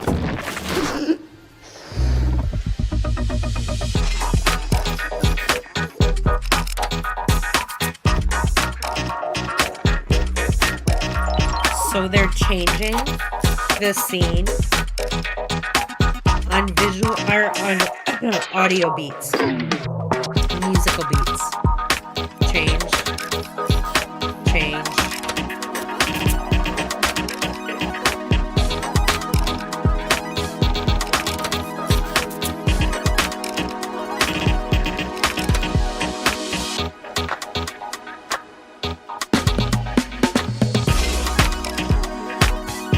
What you'll notice in these is a lot of thought, right, behind where you're placing and organizing your best clips. And you usually want to open with something strong and end with something strong, right? So I recommend watching these through. This was a 2021 show reel, so they might even have an updated one here. Nope, just 2021. It's good to update it every year or two, so that you guys have updated work. So important things to know about the project. Let's go ahead and zoom in. We'll move over here and we will move as we need. Okay. This project is more than just lining up all of your videos back to back or throwing them in with music and a title, right? It's not about that. It's about having forethought and taking those videos and cutting them up into pieces and putting them in with music and thinking about what's happening on screen versus maybe what you're hearing, right? But if you do this, if you just throw the videos in back to back to back and with some titles or with a title and some music, then you're going to just get bad results, right? It's going to result in a bad grade. So there needs to be intention behind your editing and assembly of this project. Lena asks, by including on the scenes, do you just mean one element / clip from each project? Nope. I'll show you what I'm telling you about. You'll break things up. So you'll maybe take like your real and surreal project. You'll take the first section of it, your real part, and have it one place in the reel, and then the surreal section will be somewhere else in the reel. So you're taking your videos and essentially just cutting them up and dissecting them and just moving them around on your timeline, mixing them up with other videos. If it has, like I said, if it's a one scene thing, like the bouncing ball, you can just have it in there as one shot. You don't have to have the bouncing ball in one spot and then later in. And you don't have to have it showing all 4 bounces right away. 2 bounces will be plenty, right? But then videos like your Eve bot one, your Eve one's really only one long take. So you only have to have some of that in your reel. It doesn't have to be the entire video. So you're going to take bits and pieces of the videos and move them around, best scenes and stuff, and to create this 1 minute to 1.5 minute long reel. This class lives in the digital art world, so you're not only going to be posting your reel onto Canvas as an MP4, but this time you guys are going to be uploading a video on some form of social media. So this can be YouTube, Vimeo, or any other platform that you guys prefer. But because we are a digital class and it's about people seeing your work, you're going to have to post it somewhere on a social media area. And even if you don't have one right now and you have to just maybe use your school ID and make a YouTube channel, you can do that. That's fine. So you're going to turn your first draft of your reel in, and the reel will contain the following: a title that should say motion graphics reel and followed by your name. It's going to have music in it. You can gather your music from YouTube Studios for your reel, or from any other place where you guys can find free to use music, right? Any open source music site. Make sure to note the artist name of the song and artist to include in the description of wherever your video is posted online. So you don't have to have it in your video at the end credits, but in the description of your video, like on YouTube, in the information section, you'll write in there, got music by so-and-so. All projects created in this class are going to be used. That is a biggie, biggie, biggie. That one right there, right? Use all of your projects. I want to see all of them. You will pick out the best sections of some of your larger projects, like the Monarch Butterfly and custom 3-scene projects, and you will pick your favorite scenes and put those in there. You don't have to put all of them in there if they all don't fit, right? If you're already at 1.5 minutes and you've got every video with every scene in there, you're going to have to start editing down, right? Because you don't want a 2 to 3 minute video long. People aren't going to sit and watch that. They want to know that you can do the work and you can do it within a minute. They want to be able to see that. You will have to adjust the timing to fit. For this, you will use the time remapping options on clips. So let's say you need the clip to be shorter and a little bit faster, or you need to slow it down a little bit and it needs to be longer to fit into a section. You're going to use time remapping. We'll talk about that. All of the videos that you put into your reel should be updated, right? I've mentioned this several times, so please do not hand me a reel that has first draft stuff in it. Please keep this in mind moving forward. And then let me shut this off real quick. After this first draft is submitted, I will give you feedback and you'll implement those changes for the second revision round or the final day of class, whichever comes first. So you might have a second revision round, and then you'll have to change those things on the second round for the final day of class, or it will just be due on the final day of class. We'll figure that out as we go along. This is a couple other options for you guys to watch on how to assemble your reels together. And then the deliverable is going to be one single MP4 submitted on Canvas, 1920, 1080, 24 frames a second. And your reel will contain, again, the title, music, and all of your projects from the semester. Now, when uploading, you don't have to upload to YouTube right away or to any social media stuff right away. You guys can wait to do that. But for the final time that you turn it in, it does have to be posted to a social media platform of some way, and you'll turn in the link to me. So right now you guys are turning in the MP4. Later on, you'll submit a link at the end of the semester. So let's kind of dive in here and maybe let's pick a song out from the library. Let's see if there is audio library. Let's find a song. Music. Let's filter by genre. Maybe do some hip hop. Usually hip hop does really well for this. Pop, maybe some rock. Cinematic here. Let me listen to some stuff.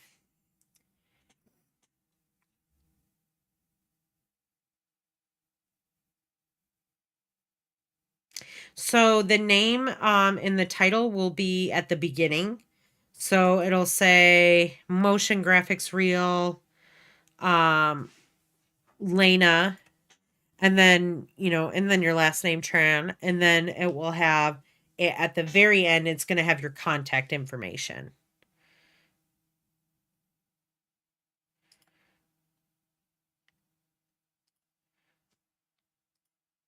So let's see here. There's a couple ways too that I show you guys how to do.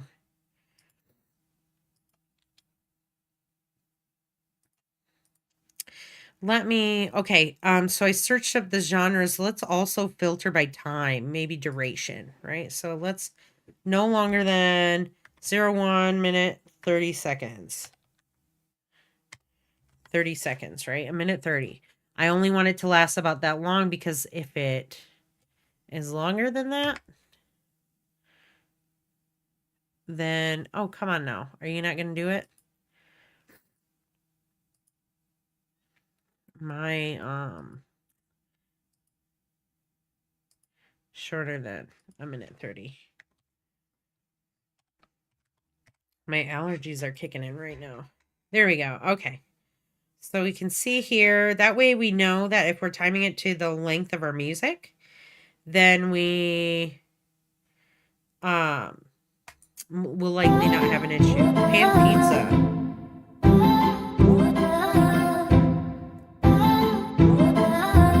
Right, not bad.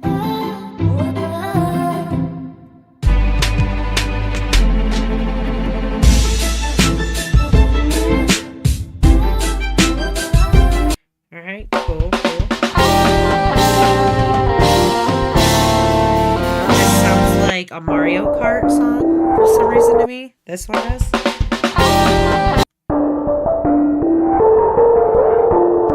Yeah, let me write this for you guys here, because Lena, I agree with you here. So your reel will have a title, which will be name and here.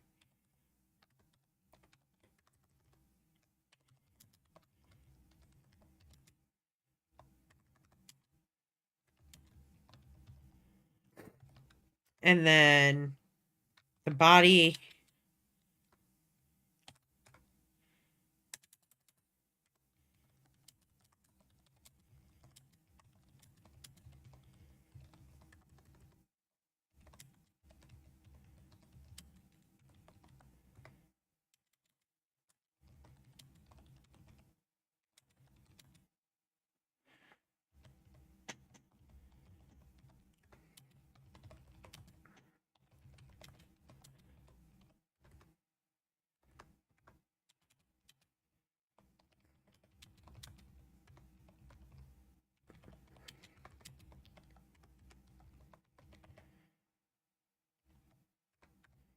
And then the end card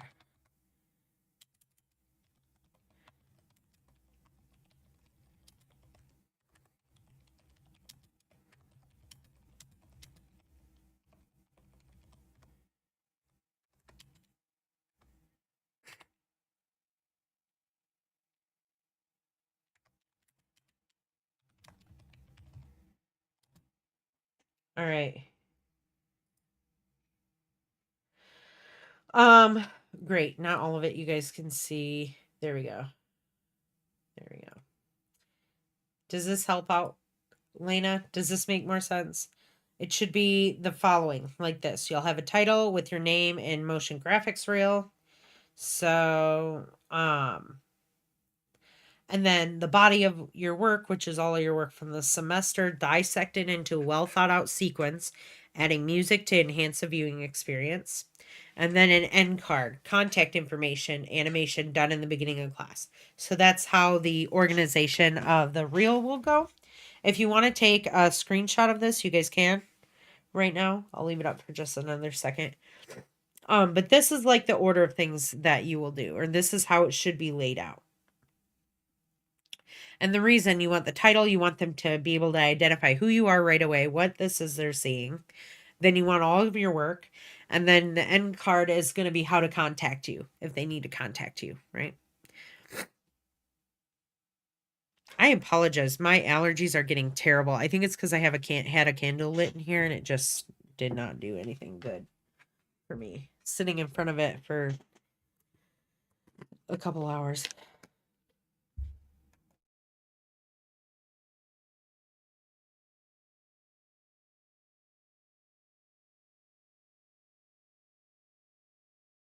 Okay.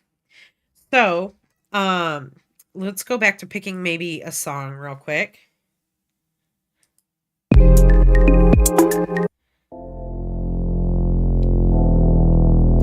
kind of like the lo-fi stuff that I've been hearing, but you want something kind of with a poppy beat, like something a little bit faster. You don't want something really slow. Like this is really cool, but I think this is too slow. It's too slow of a... It's not that I don't like it, but it's just too slow of a beat for a reel.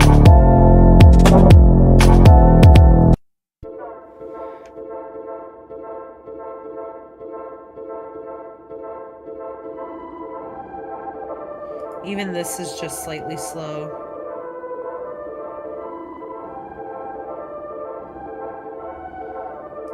You can kind of tell right away. This is weird, but it's cool. And it's not super slow, it's still got like a...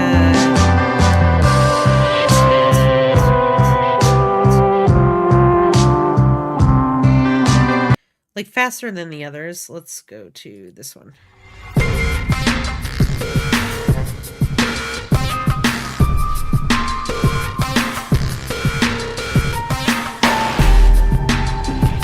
Interesting. I'm always down for super interesting beats, right? Just nothing too slow that's gonna make the viewer be like, what am I watching?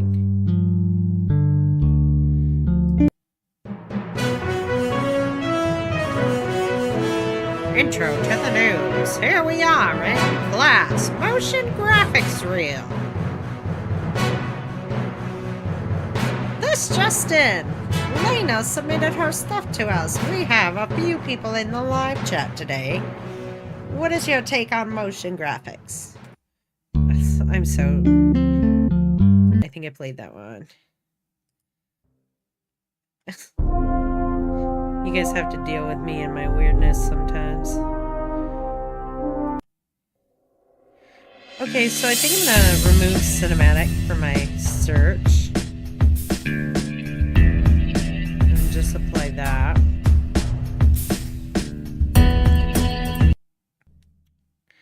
What's the funky? Chipper. Kevin McLeod.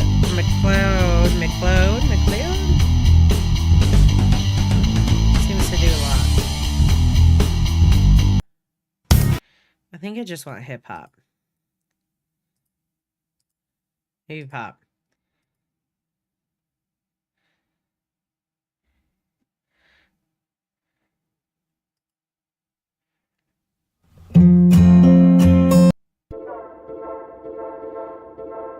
Did I play this one?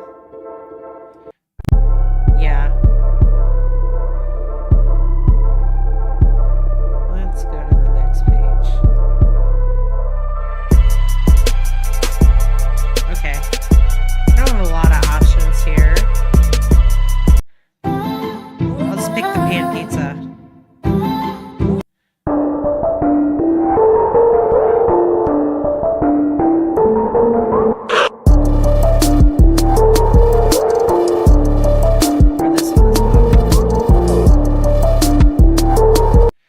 so we have a couple music options here.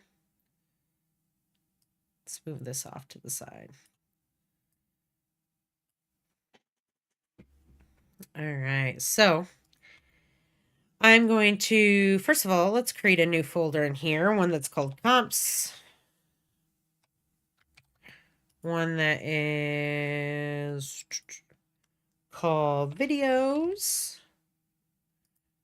which I will drop these into. One that is going to be called, I'll import in a second, audio. And let's kind of clean, let's put that in. Should be in downloads. Okay. Fun pizza. And the bun chop, fun quoi. I'll move those into here. Of course, you guys will want to obviously put these in the right spot, right? I'm not going to keep this file, so I'm not worried about it, but you guys want to make sure you guys keep clean file work and stuff. So let's go ahead and bring down...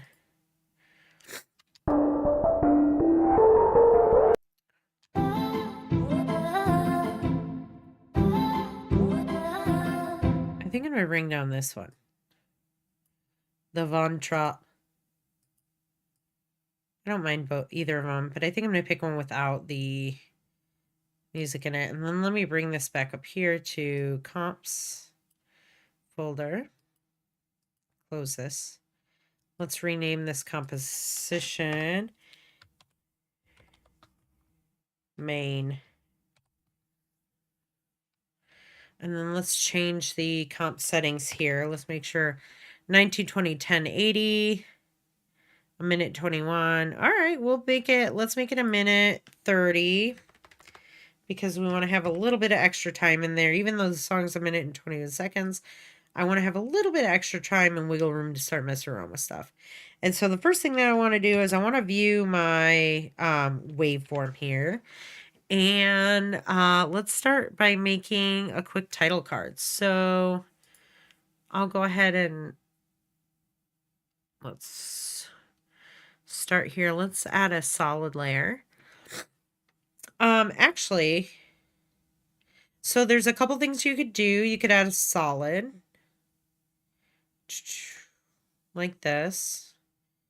We'll do like, let's do something a little bit different, like an orange solid. Okay. You can also take one of your videos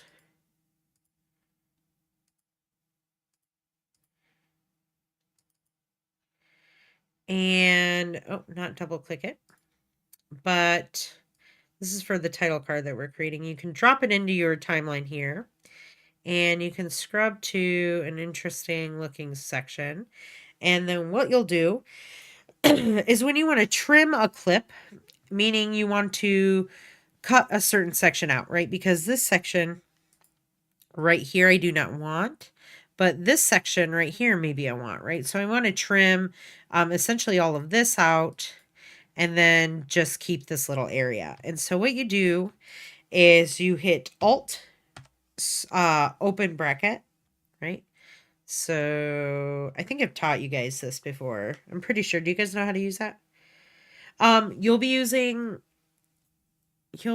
After Effects, but you can use Premiere if you feel comfortable in Premiere, because Premiere is a video editing software.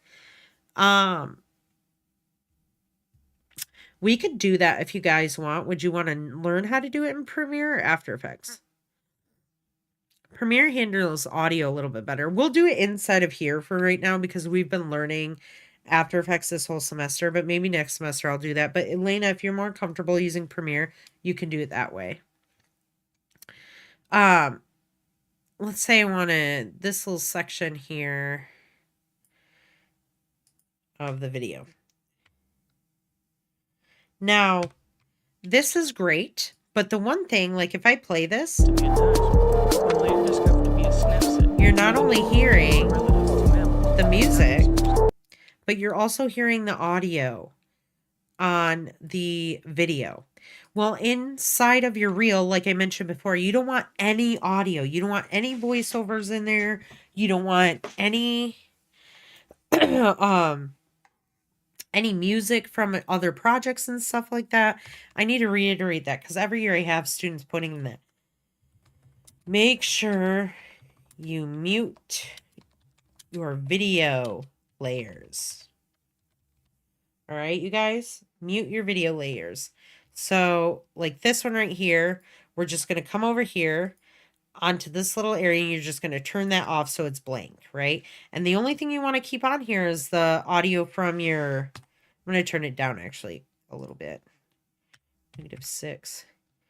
The only kind of audio that you want in your video is your music that you've chosen, right? And so right here, I'm going to drag this to the beginning. And then in case you don't want just like a blank orange background in the back, you can always add one of your scenes by cutting it out, right? Changing the, let me move this up here real quick. You're essentially dissecting this section out of your video. And then we'll add a Gaussian blur to the layer. And then we'll increase that so that there's kind of this like background there. In fact, I could always put this orange layer on top and change the blend mode here to give it kind of a different feel, right? Like maybe I want it to, ooh, that's a little bright. Let's see here. I think I just like the multiply a little bit more, maybe a color burn. That kind of looks neat.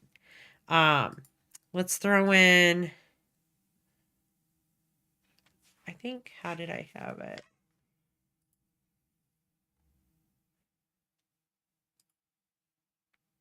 Ooh.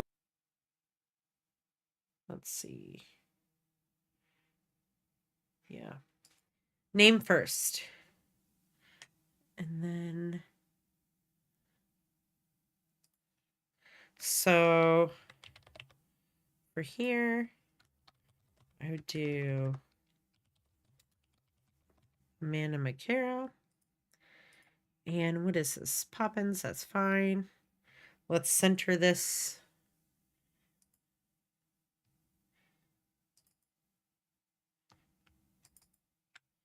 Let's center that. And then we're going to move this up. Oh, 960. 540. There we go. Let's move this to the center.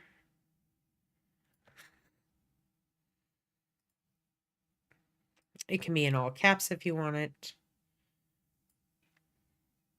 Then I'm going to make another layer that says motion.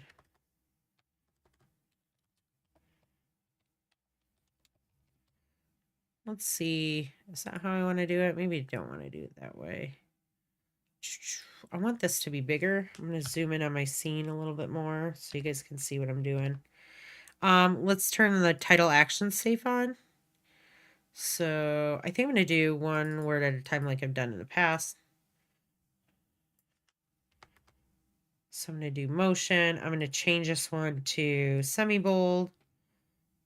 Select it first. Change it to the semi-bold. Increase the size here until it is pretty close to the size. Let me hit Y. Double click on that. Align it to the center of my composition. I'm going to bring in, hit Control R to turn your rulers on. I'm going to bring a ruler in here so that I can make sure that I'm lining these up appropriately. Again, back to our typography, right? There we go. Motion looks pretty good. I'm going to bring that one up a little bit then. Motion. I'm going to duplicate this layer and then bring this layer down a little bit and change the word.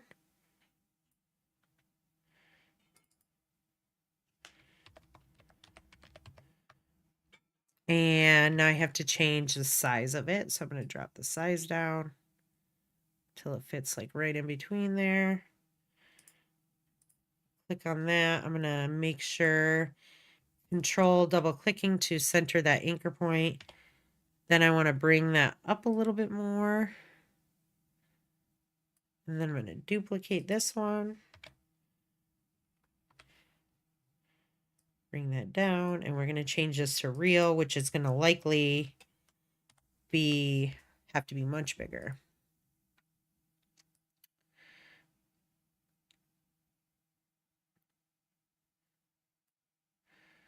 I think it'll be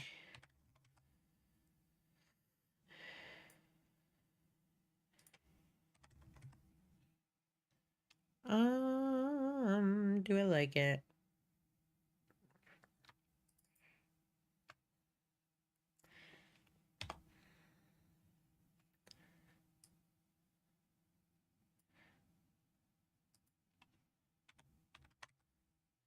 Bring it over to 960, and I'm going to have to move all of these ones up real quick, right? So I can fit this all in here.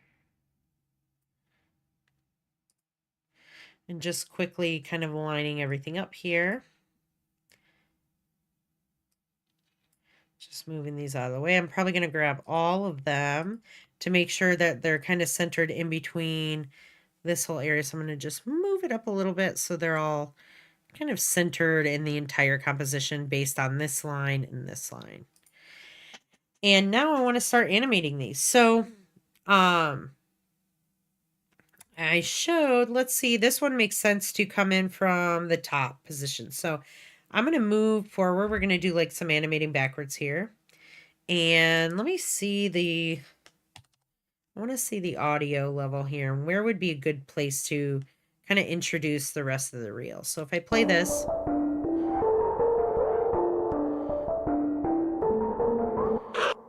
I think right there is obvious where it's going to be a good spot to kind of end and go into the next scene. So maybe like a little transition here. So I'm going to overshoot it a little bit. Let's zoom in on this timeline so you guys can see.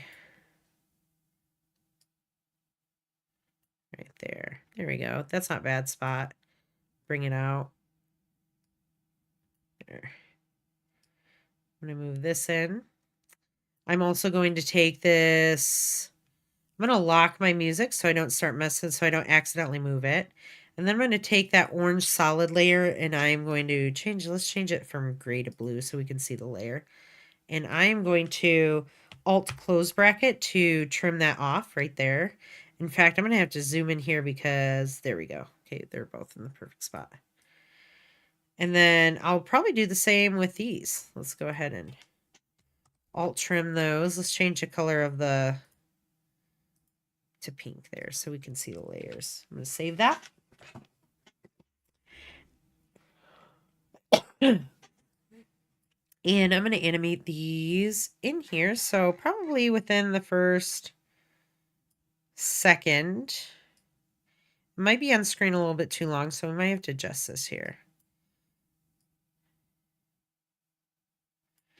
In the first second, I'm going to go through here and keyframe all the positions of the words on screen that I have, the text on screen. And then I'm going to move forward.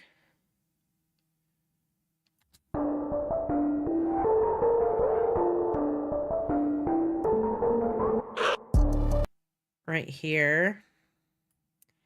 Probably keep this. Take all of these. Control V. Oh. Control C, Control V. Control C, Control V. Control C, Control V. And then here is where we're going to change where these are. So this one is likely going to come from the top. Real is going to come from the bottom. Graphics.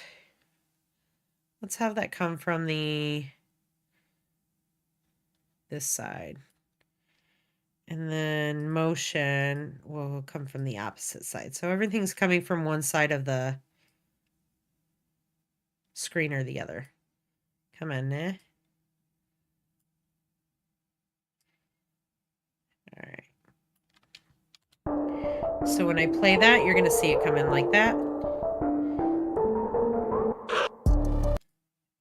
And then I would maybe have a transition right here, especially with this cool, like, record scratch sound. You could do something really neat, like a crazy looking shake. But let's have this animated real quick. Let me just, for time's sake, because we're kind of short on time, animate these off screen. So I'm just gonna, so they go in the opposite. Back out. You guys can think of something more creative than this, right?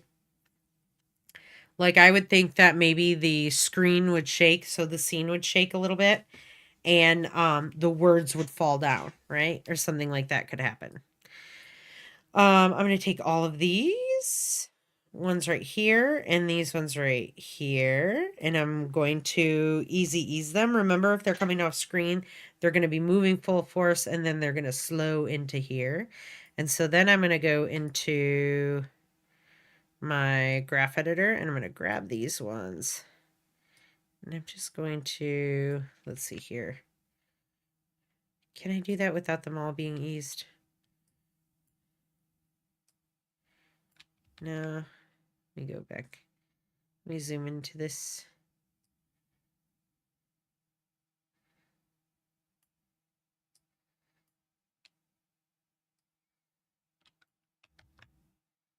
I'm going to take these ones. I'm in the wrong. There we go. Value graph.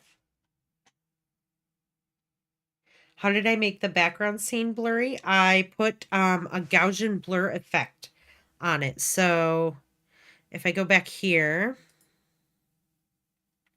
and I click on the clip, or the, yeah, I put it on the clip itself. So this is the clip of the dinosaur scene right there. And then I went in and typed in Gaussian blur inside of the effects panel. And I dragged that onto the video layer, and then I just increase the blurriness here. So if I bring that down to 0, it'll be fully sharp. And then if I bring that back up to 75, it'll be nice and blurry, which will give you like, this just kind of cool because it's animating in the background while you can see the motion happening kind of in the background. Right? I think I'm going to have to probably ease all of these. Let's see here. Or at least separate dimensions. Let's try that. Separate all the dimensions. Maybe not do that. Maybe just ease them all.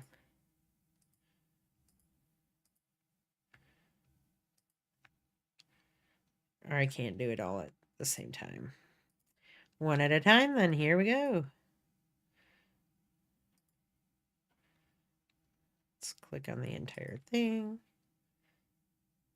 Easy ease everything. Oop. Oop. Click off. I don't want this one to be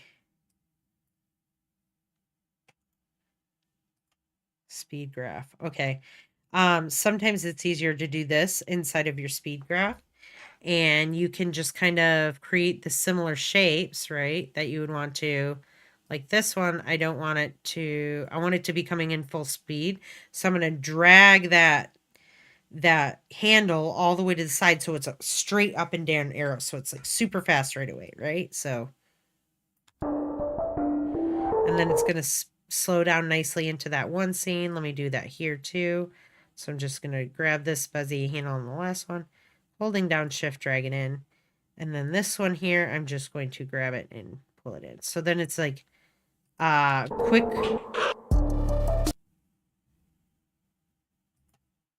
Let me tighten the timing here. I think everything needs to be shorter.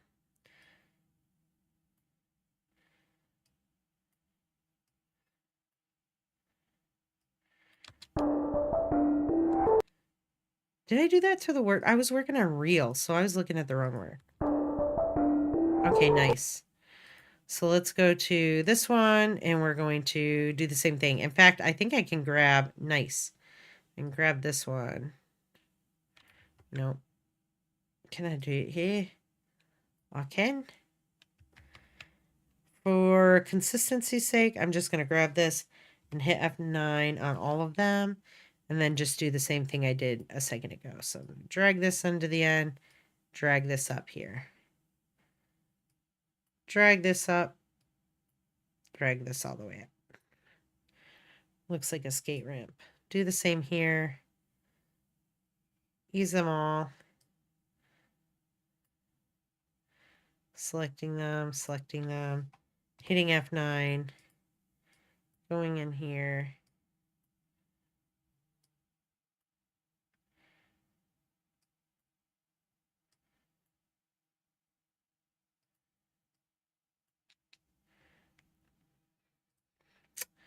Then doing the same here.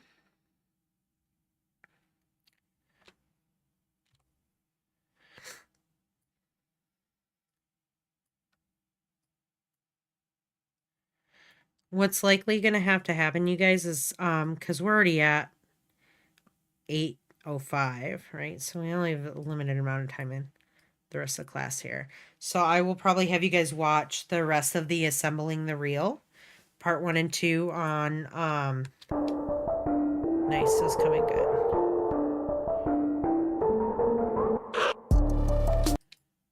I'd probably move this to happen.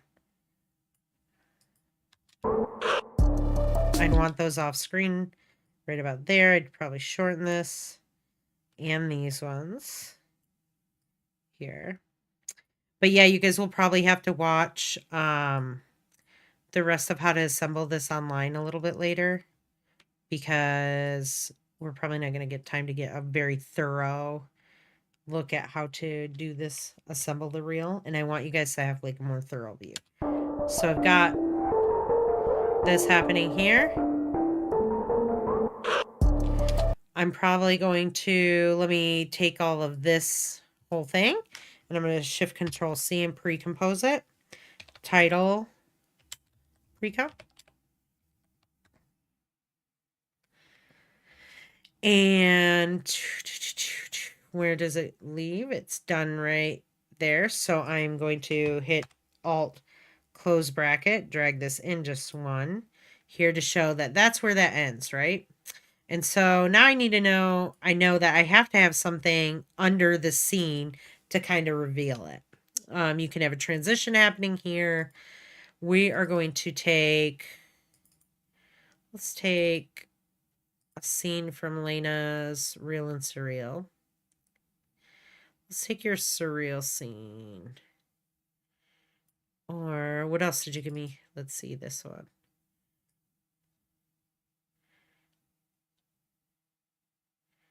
Okay, let's do this one because we might be able to have to time this out a little bit differently to the beats. And so I only want to take a certain, like I said, a certain section of this video. I don't need titles in, no titles, no audio.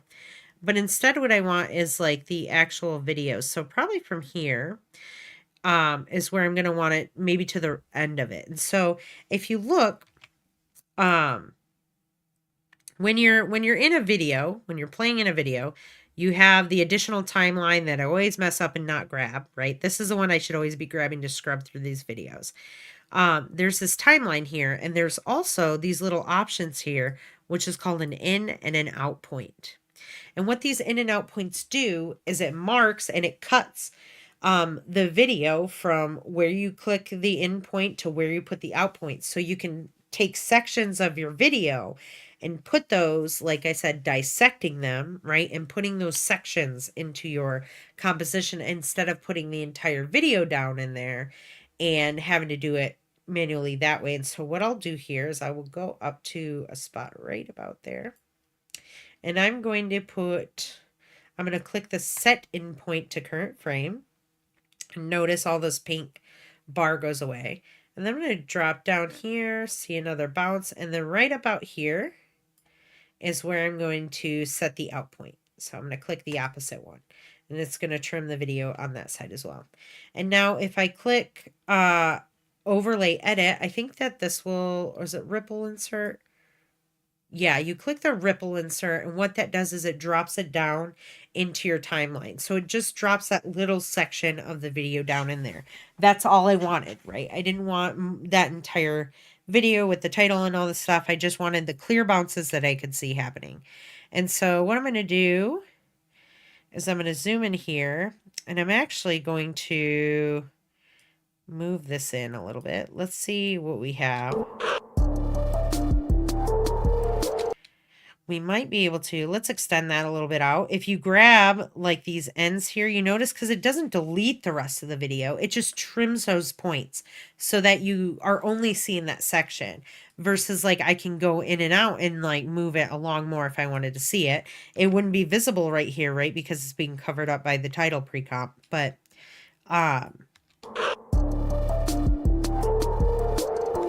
we might want to have like, let's look at the waveform real quick.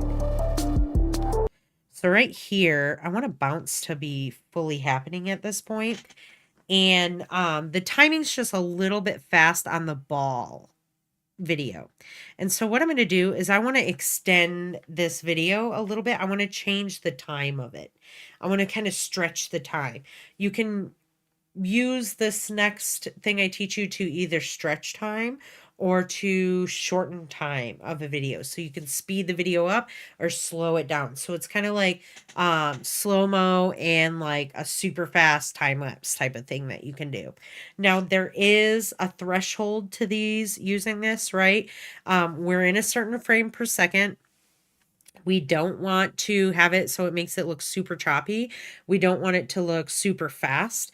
We just kind of want to stretch. We want to pull and shorten it just a tiny bit. You know, whichever way we have to go, whichever direction we have to go in order to get it to kind of fit into the song.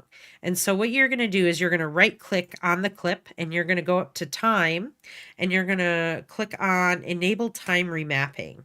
And what that does is it's going to throw down a couple of keyframes on to your layer.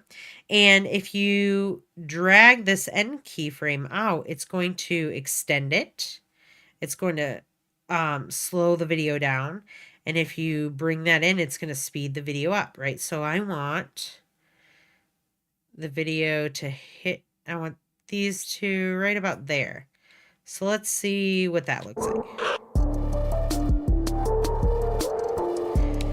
But those, now you see where that ball is hitting, right? Boom, boom. So it's almost like that bounce is hitting on that nice hard bass sound that we're getting in the audio.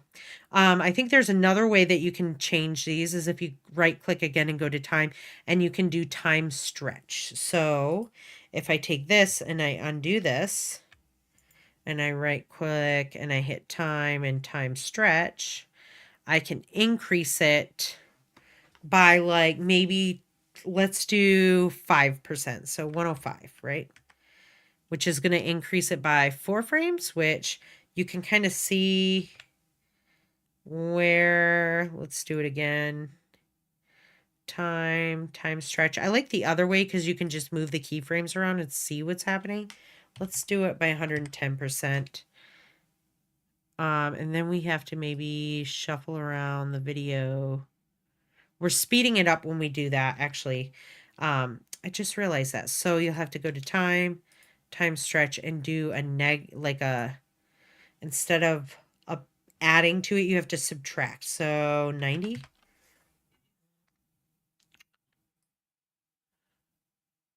There you go.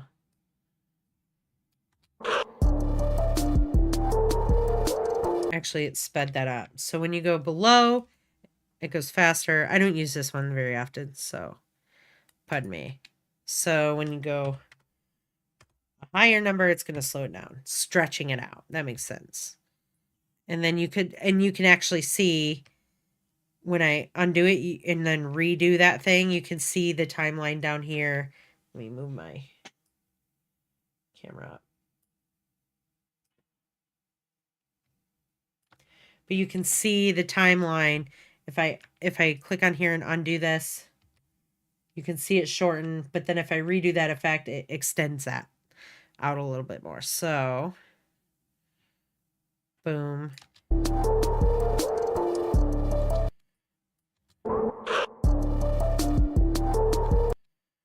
I think it's slightly slower than I'd like, but that's okay. For the sake of time, I'm not going to change it.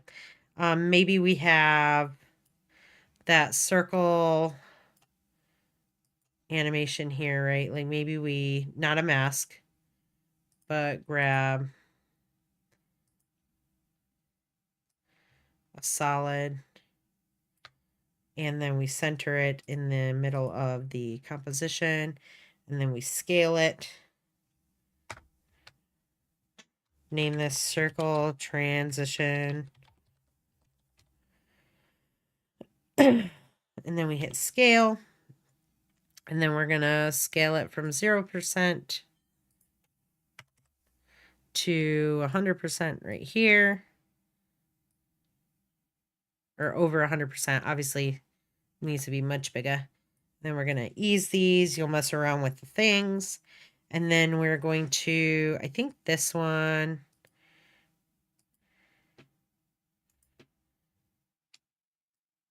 Yeah. Nope. Let me see. There we go.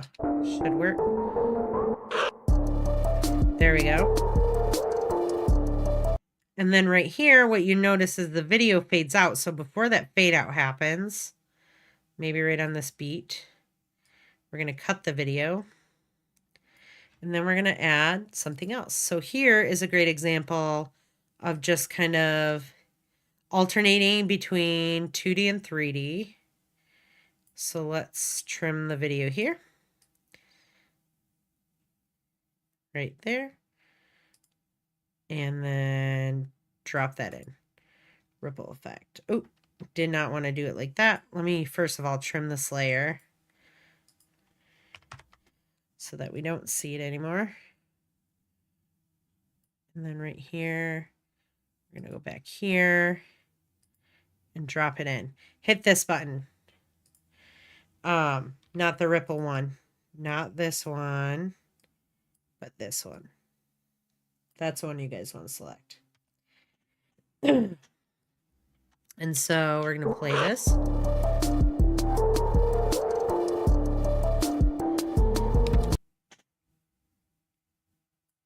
Maybe extend this a little bit out further so that this one changes right here. But we want this to be the other scene still.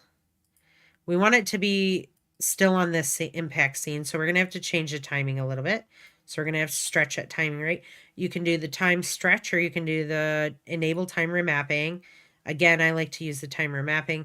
The issue with the time remapping is that you're going to get the keyframes start at where the beginning of the video would be and where the end of the video would be. So sometimes you have to move a clip around. It can get a little bit more frustrating that way. But I want to extend this out just slightly. So I'm going to grab this last keyframe and drag it, to right there. Just so I don't have to see that one scene yet. Move that over here. I'm going to save. Do the videos have to be in the order of the projects, like oldest to newest? Nope. Just throwing them in there as they work with the beat of the song and maybe what kind of work or scenes that you would want to highlight first in your reel, right? So maybe having a couple of your favorite things first, alternating between 2D and 3D. Having like thinking about color palette that's happening while you're watching the video, those kind of things are all important. That's why I mean that it takes a little bit of thinking when you're organizing your reel and stuff. So I'll probably go now to a 2D scene. So probably one from here, and I'm probably going to pick, I do like that transition there. I think I like this scene maybe from right here to where it pulls out right there. Stop that. Throw that in.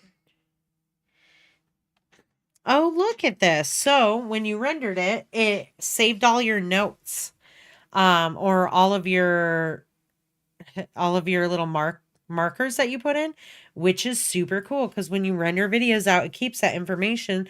So then when you go to import it in here to create your reel, you have all this information and you know where certain scenes start and end if you have markers put in there. So that's neat, Lena.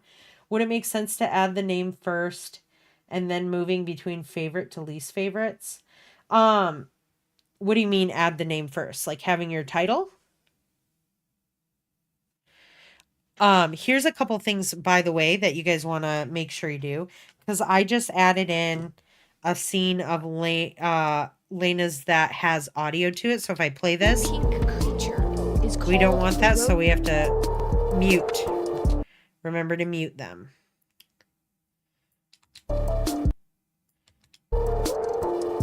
Oh, this scene here. Let's drag this back a little bit. We're getting this one still. There we go.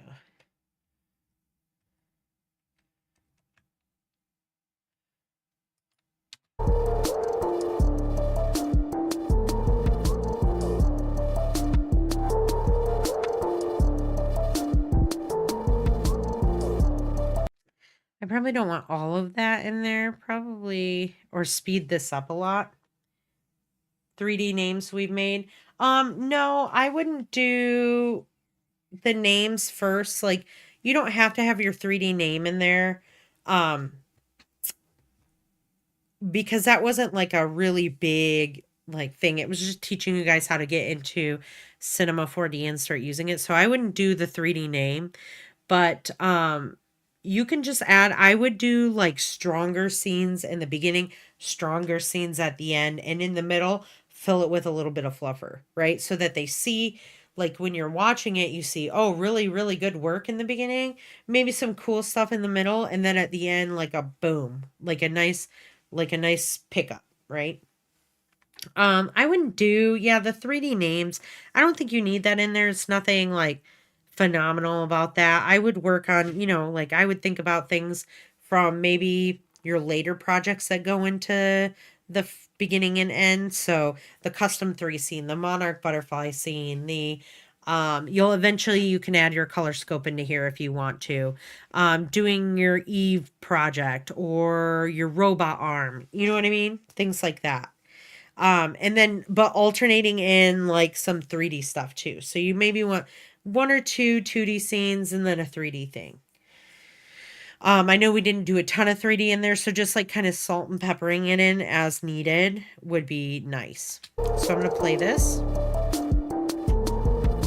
I think that right here, we're still having the issue. We're doing a little tugging.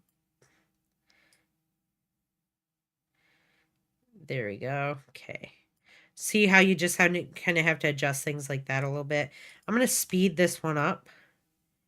So I'm going to go to the time stretch and we're going to do 50. We're going to shorten this thing up.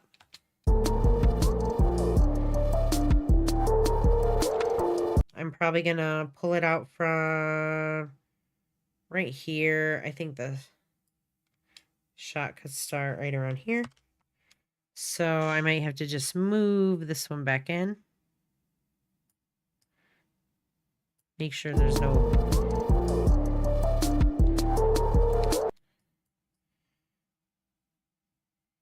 Right here, I'll switch a scene. Let's do this one.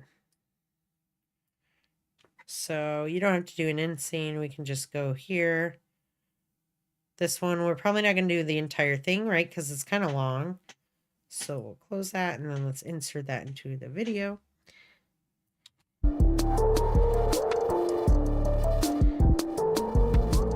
I'll probably speed this up a bit and show the best shots of it. So I do like that the shower and the thing is there, probably right until about here.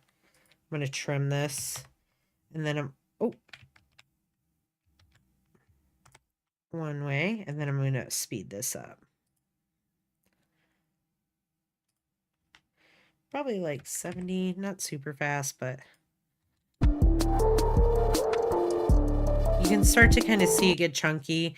Really copy and paste it. Or what we could do is use this one here, extend it out a little bit, and use, which one did I add? We could do the circle transition. We would just have to extend this, or actually what we would have to do is copy and paste it. So let me undo that. Let me duplicate this. Let me move it up here. And up this way. Move that over to here. Take this one. Circle transition 2. Do that. So then, or not.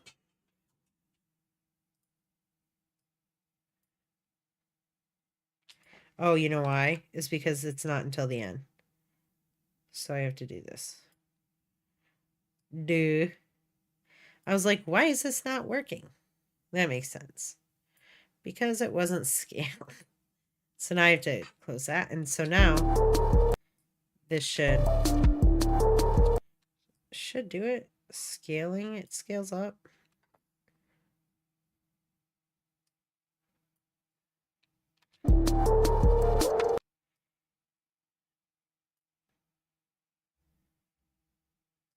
Let's see if it works.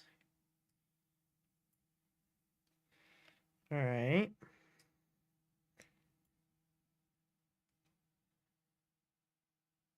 I think because it has to be the opposite. So this one, layer order matters, right? So this one has to be under here to reveal it. And so now, when I click the true one and do that, it reveals it. Okay. How long does it need to be? The reel should be, it says on the thing between a minute and a minute 30 seconds. If you guys just don't have that much content and it's only 45 seconds, I'm not going to be upset. Okay. 45 seconds to a minute and a half is like the max that any reel should be. The lowest to the highest, right? No lower than 45 seconds, no higher than a minute 30. If it's anything in between though, or outside of that range, then, you know, there's that. If After Effects starts to get choppy, is it possible to transfer your progress in After Effects to Premiere and vice versa? Yeah, so what you can do, yeah, not a problem, Keith. So what you can do, Lena, is you can create your compositions for like your title inside of After Effects. And then you can import that composition into Premiere Pro. So, and then essentially just do this by bringing in your clips into Premiere and your audio into Premiere, and then just having your compositions like your the compositions that you have to make inside of After Effects, like your title sequence. Your transitions will have to be done in the After Effects unless you know how to do transitions in Premiere Pro. But I think you'll be okay with this because you're not really everything's just videos, right? It's not like you've got a composition with a bunch of stuff in it that's happening. It's a rendered video, so it's not that big of a thing that's taking up a lot of space. Notice how like I'm playing it and the audio's running just fine. You just have to make sure that you shut off the audio on all of these layers, right? And then it won't compete with each other. But this is essentially how you start to assemble your reel. It's already 8:30, so I want to be I want to not go over too much, right? I don't want you guys to be like, I'm exhausted. This is a lot. Again, a couple places to watch more examples or like watch a longer example right here and here where I do the reel. I do a similar thing with your titles here, but I also add an echo effect to it, which makes it, and I add colors to those echo effects. So it gives it kind of like that rainbow thing, like you guys saw in my reel. And then I also, this is a good thing to watch in case you guys get stuck when like putting together your reels. Do you guys have more questions about this? It's actually an easier project, right? It just takes a little bit of forethought. Where do I want this? What do I want this? It's like putting together a puzzle piece and matching it up with the music, right? But it should be title, body of work, and then your contact information. Alternate between 2D and 3D scenes, and you guys should be okay. And then just making sure none of the audio, so like none of your voiceovers or music that's in your the monarch butterfly video or in the custom 3 scene animation, those two don't have audio playing. So you'll just have to shut the audio, the little speaker icon, just click that on your layer and you guys will be okay.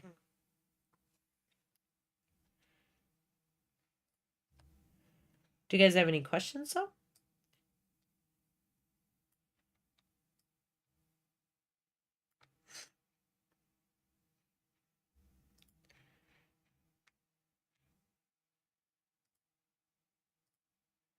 I'm excited to play around in Procreate Dreams as well, Keith.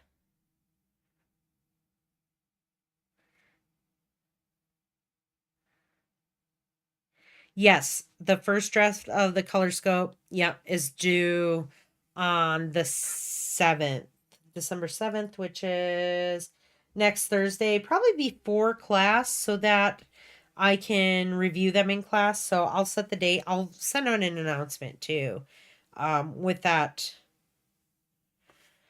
list that I had there for you guys. The first draft of color scope. This one shouldn't be like, the work on this and the color scope. Yeah, I know. People are, well, they got their hands on it before it came out, so. But the reel won't take too long. I think the reel will maybe take an hour, 2 hours to put together. Because it's a minute and a half and it's just of the videos that you've already created, right? The revision shouldn't take too long as you guys didn't have a lot of work to put onto those. Like I said, keeping up with those revisions was smart in the beginning because now you're not going to be cramming for a bunch of stuff. So do your revisions first. Here, let me write this down.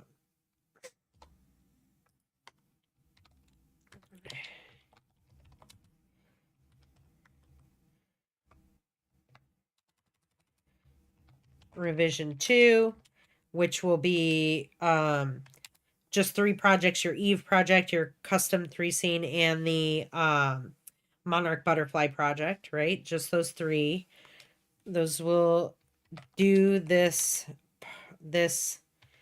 assignment first before making the reel, right? Because you want all of your revised projects into your reel. And then also on Monday is the first draft of your reel. So, if you don't have everything in your reel by then, I mean, you'll probably have some points taken off, but it won't be the end of the world. Just do something rather than nothing. Oh, sorry. And then do Thursday 12/7 before class is your first draft of color scope. Right? So it doesn't have to be 100% polished, right? We're going to go through and make changes to these, but something. It needs to be something that's given to me. And then on that day, I'll go through them and give you guys some feedback on it so that the next week you can, have that feedback done and implement it for the final, because then we're literally done with class and we have 1 and 2 weeks left. So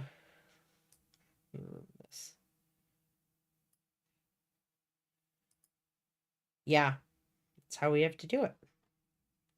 First draft color scope here, and then you guys will update next weekend. You'll be updating the color scope and reels with any feedback that I've given you. That's why I want the reels, the first draft of the reel done on Monday so that I can go over it with you guys on Tuesday. And then same with the color scope. I want that done before class so I can go over and give you feedback. That way you guys can implement the feedback on both the color scope and the reel over the weekend. And then I'll do Tuesday's class. Maybe we'll have like maybe some more techniques and stuff that you might need. Or what I can do is what I could do on Tuesday's class. I could give you guys, instead of going over them, yeah, I'll give you from the 7th to the last day to implement the changes that I give you next week for the reel and the color scope. You'll have up until the 14th to get those changes implemented. And then on the 14th, our last day of class, we're going to just watch the reels and watch your color scopes. And that's going to be the last one. So, yeah, kind of fast. It's going to go very quickly. You guys are going to have some more work. The color scope will be, heavier project similar to the custom 3 scenes. So, yeah, I mean, like your color scope should all be animated, Keith. I don't know what do you mean by that? Are you saying like hand drawn?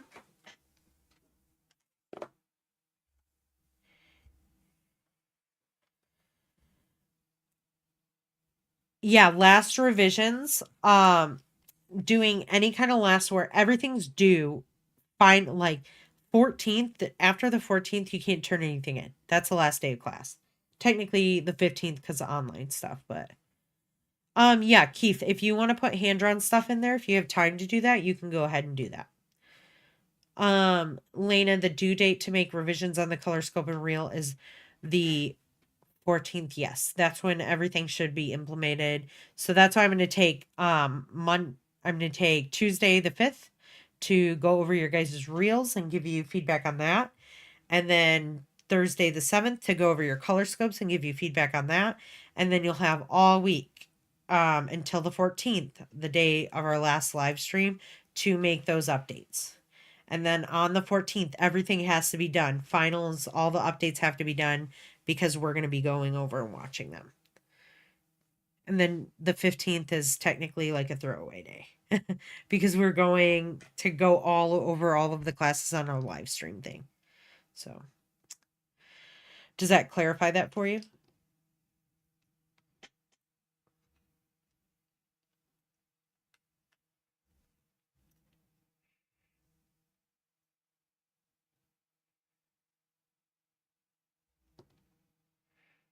Not a problem.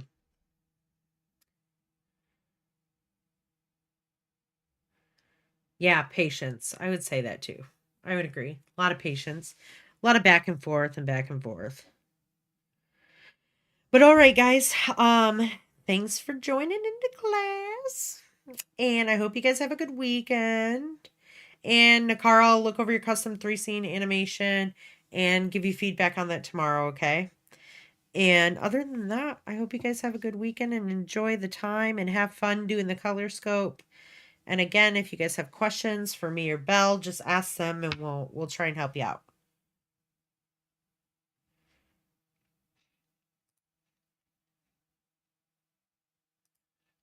Keep that change, you filthy animal. Yeah, not a problem. Thanks for joining, guys.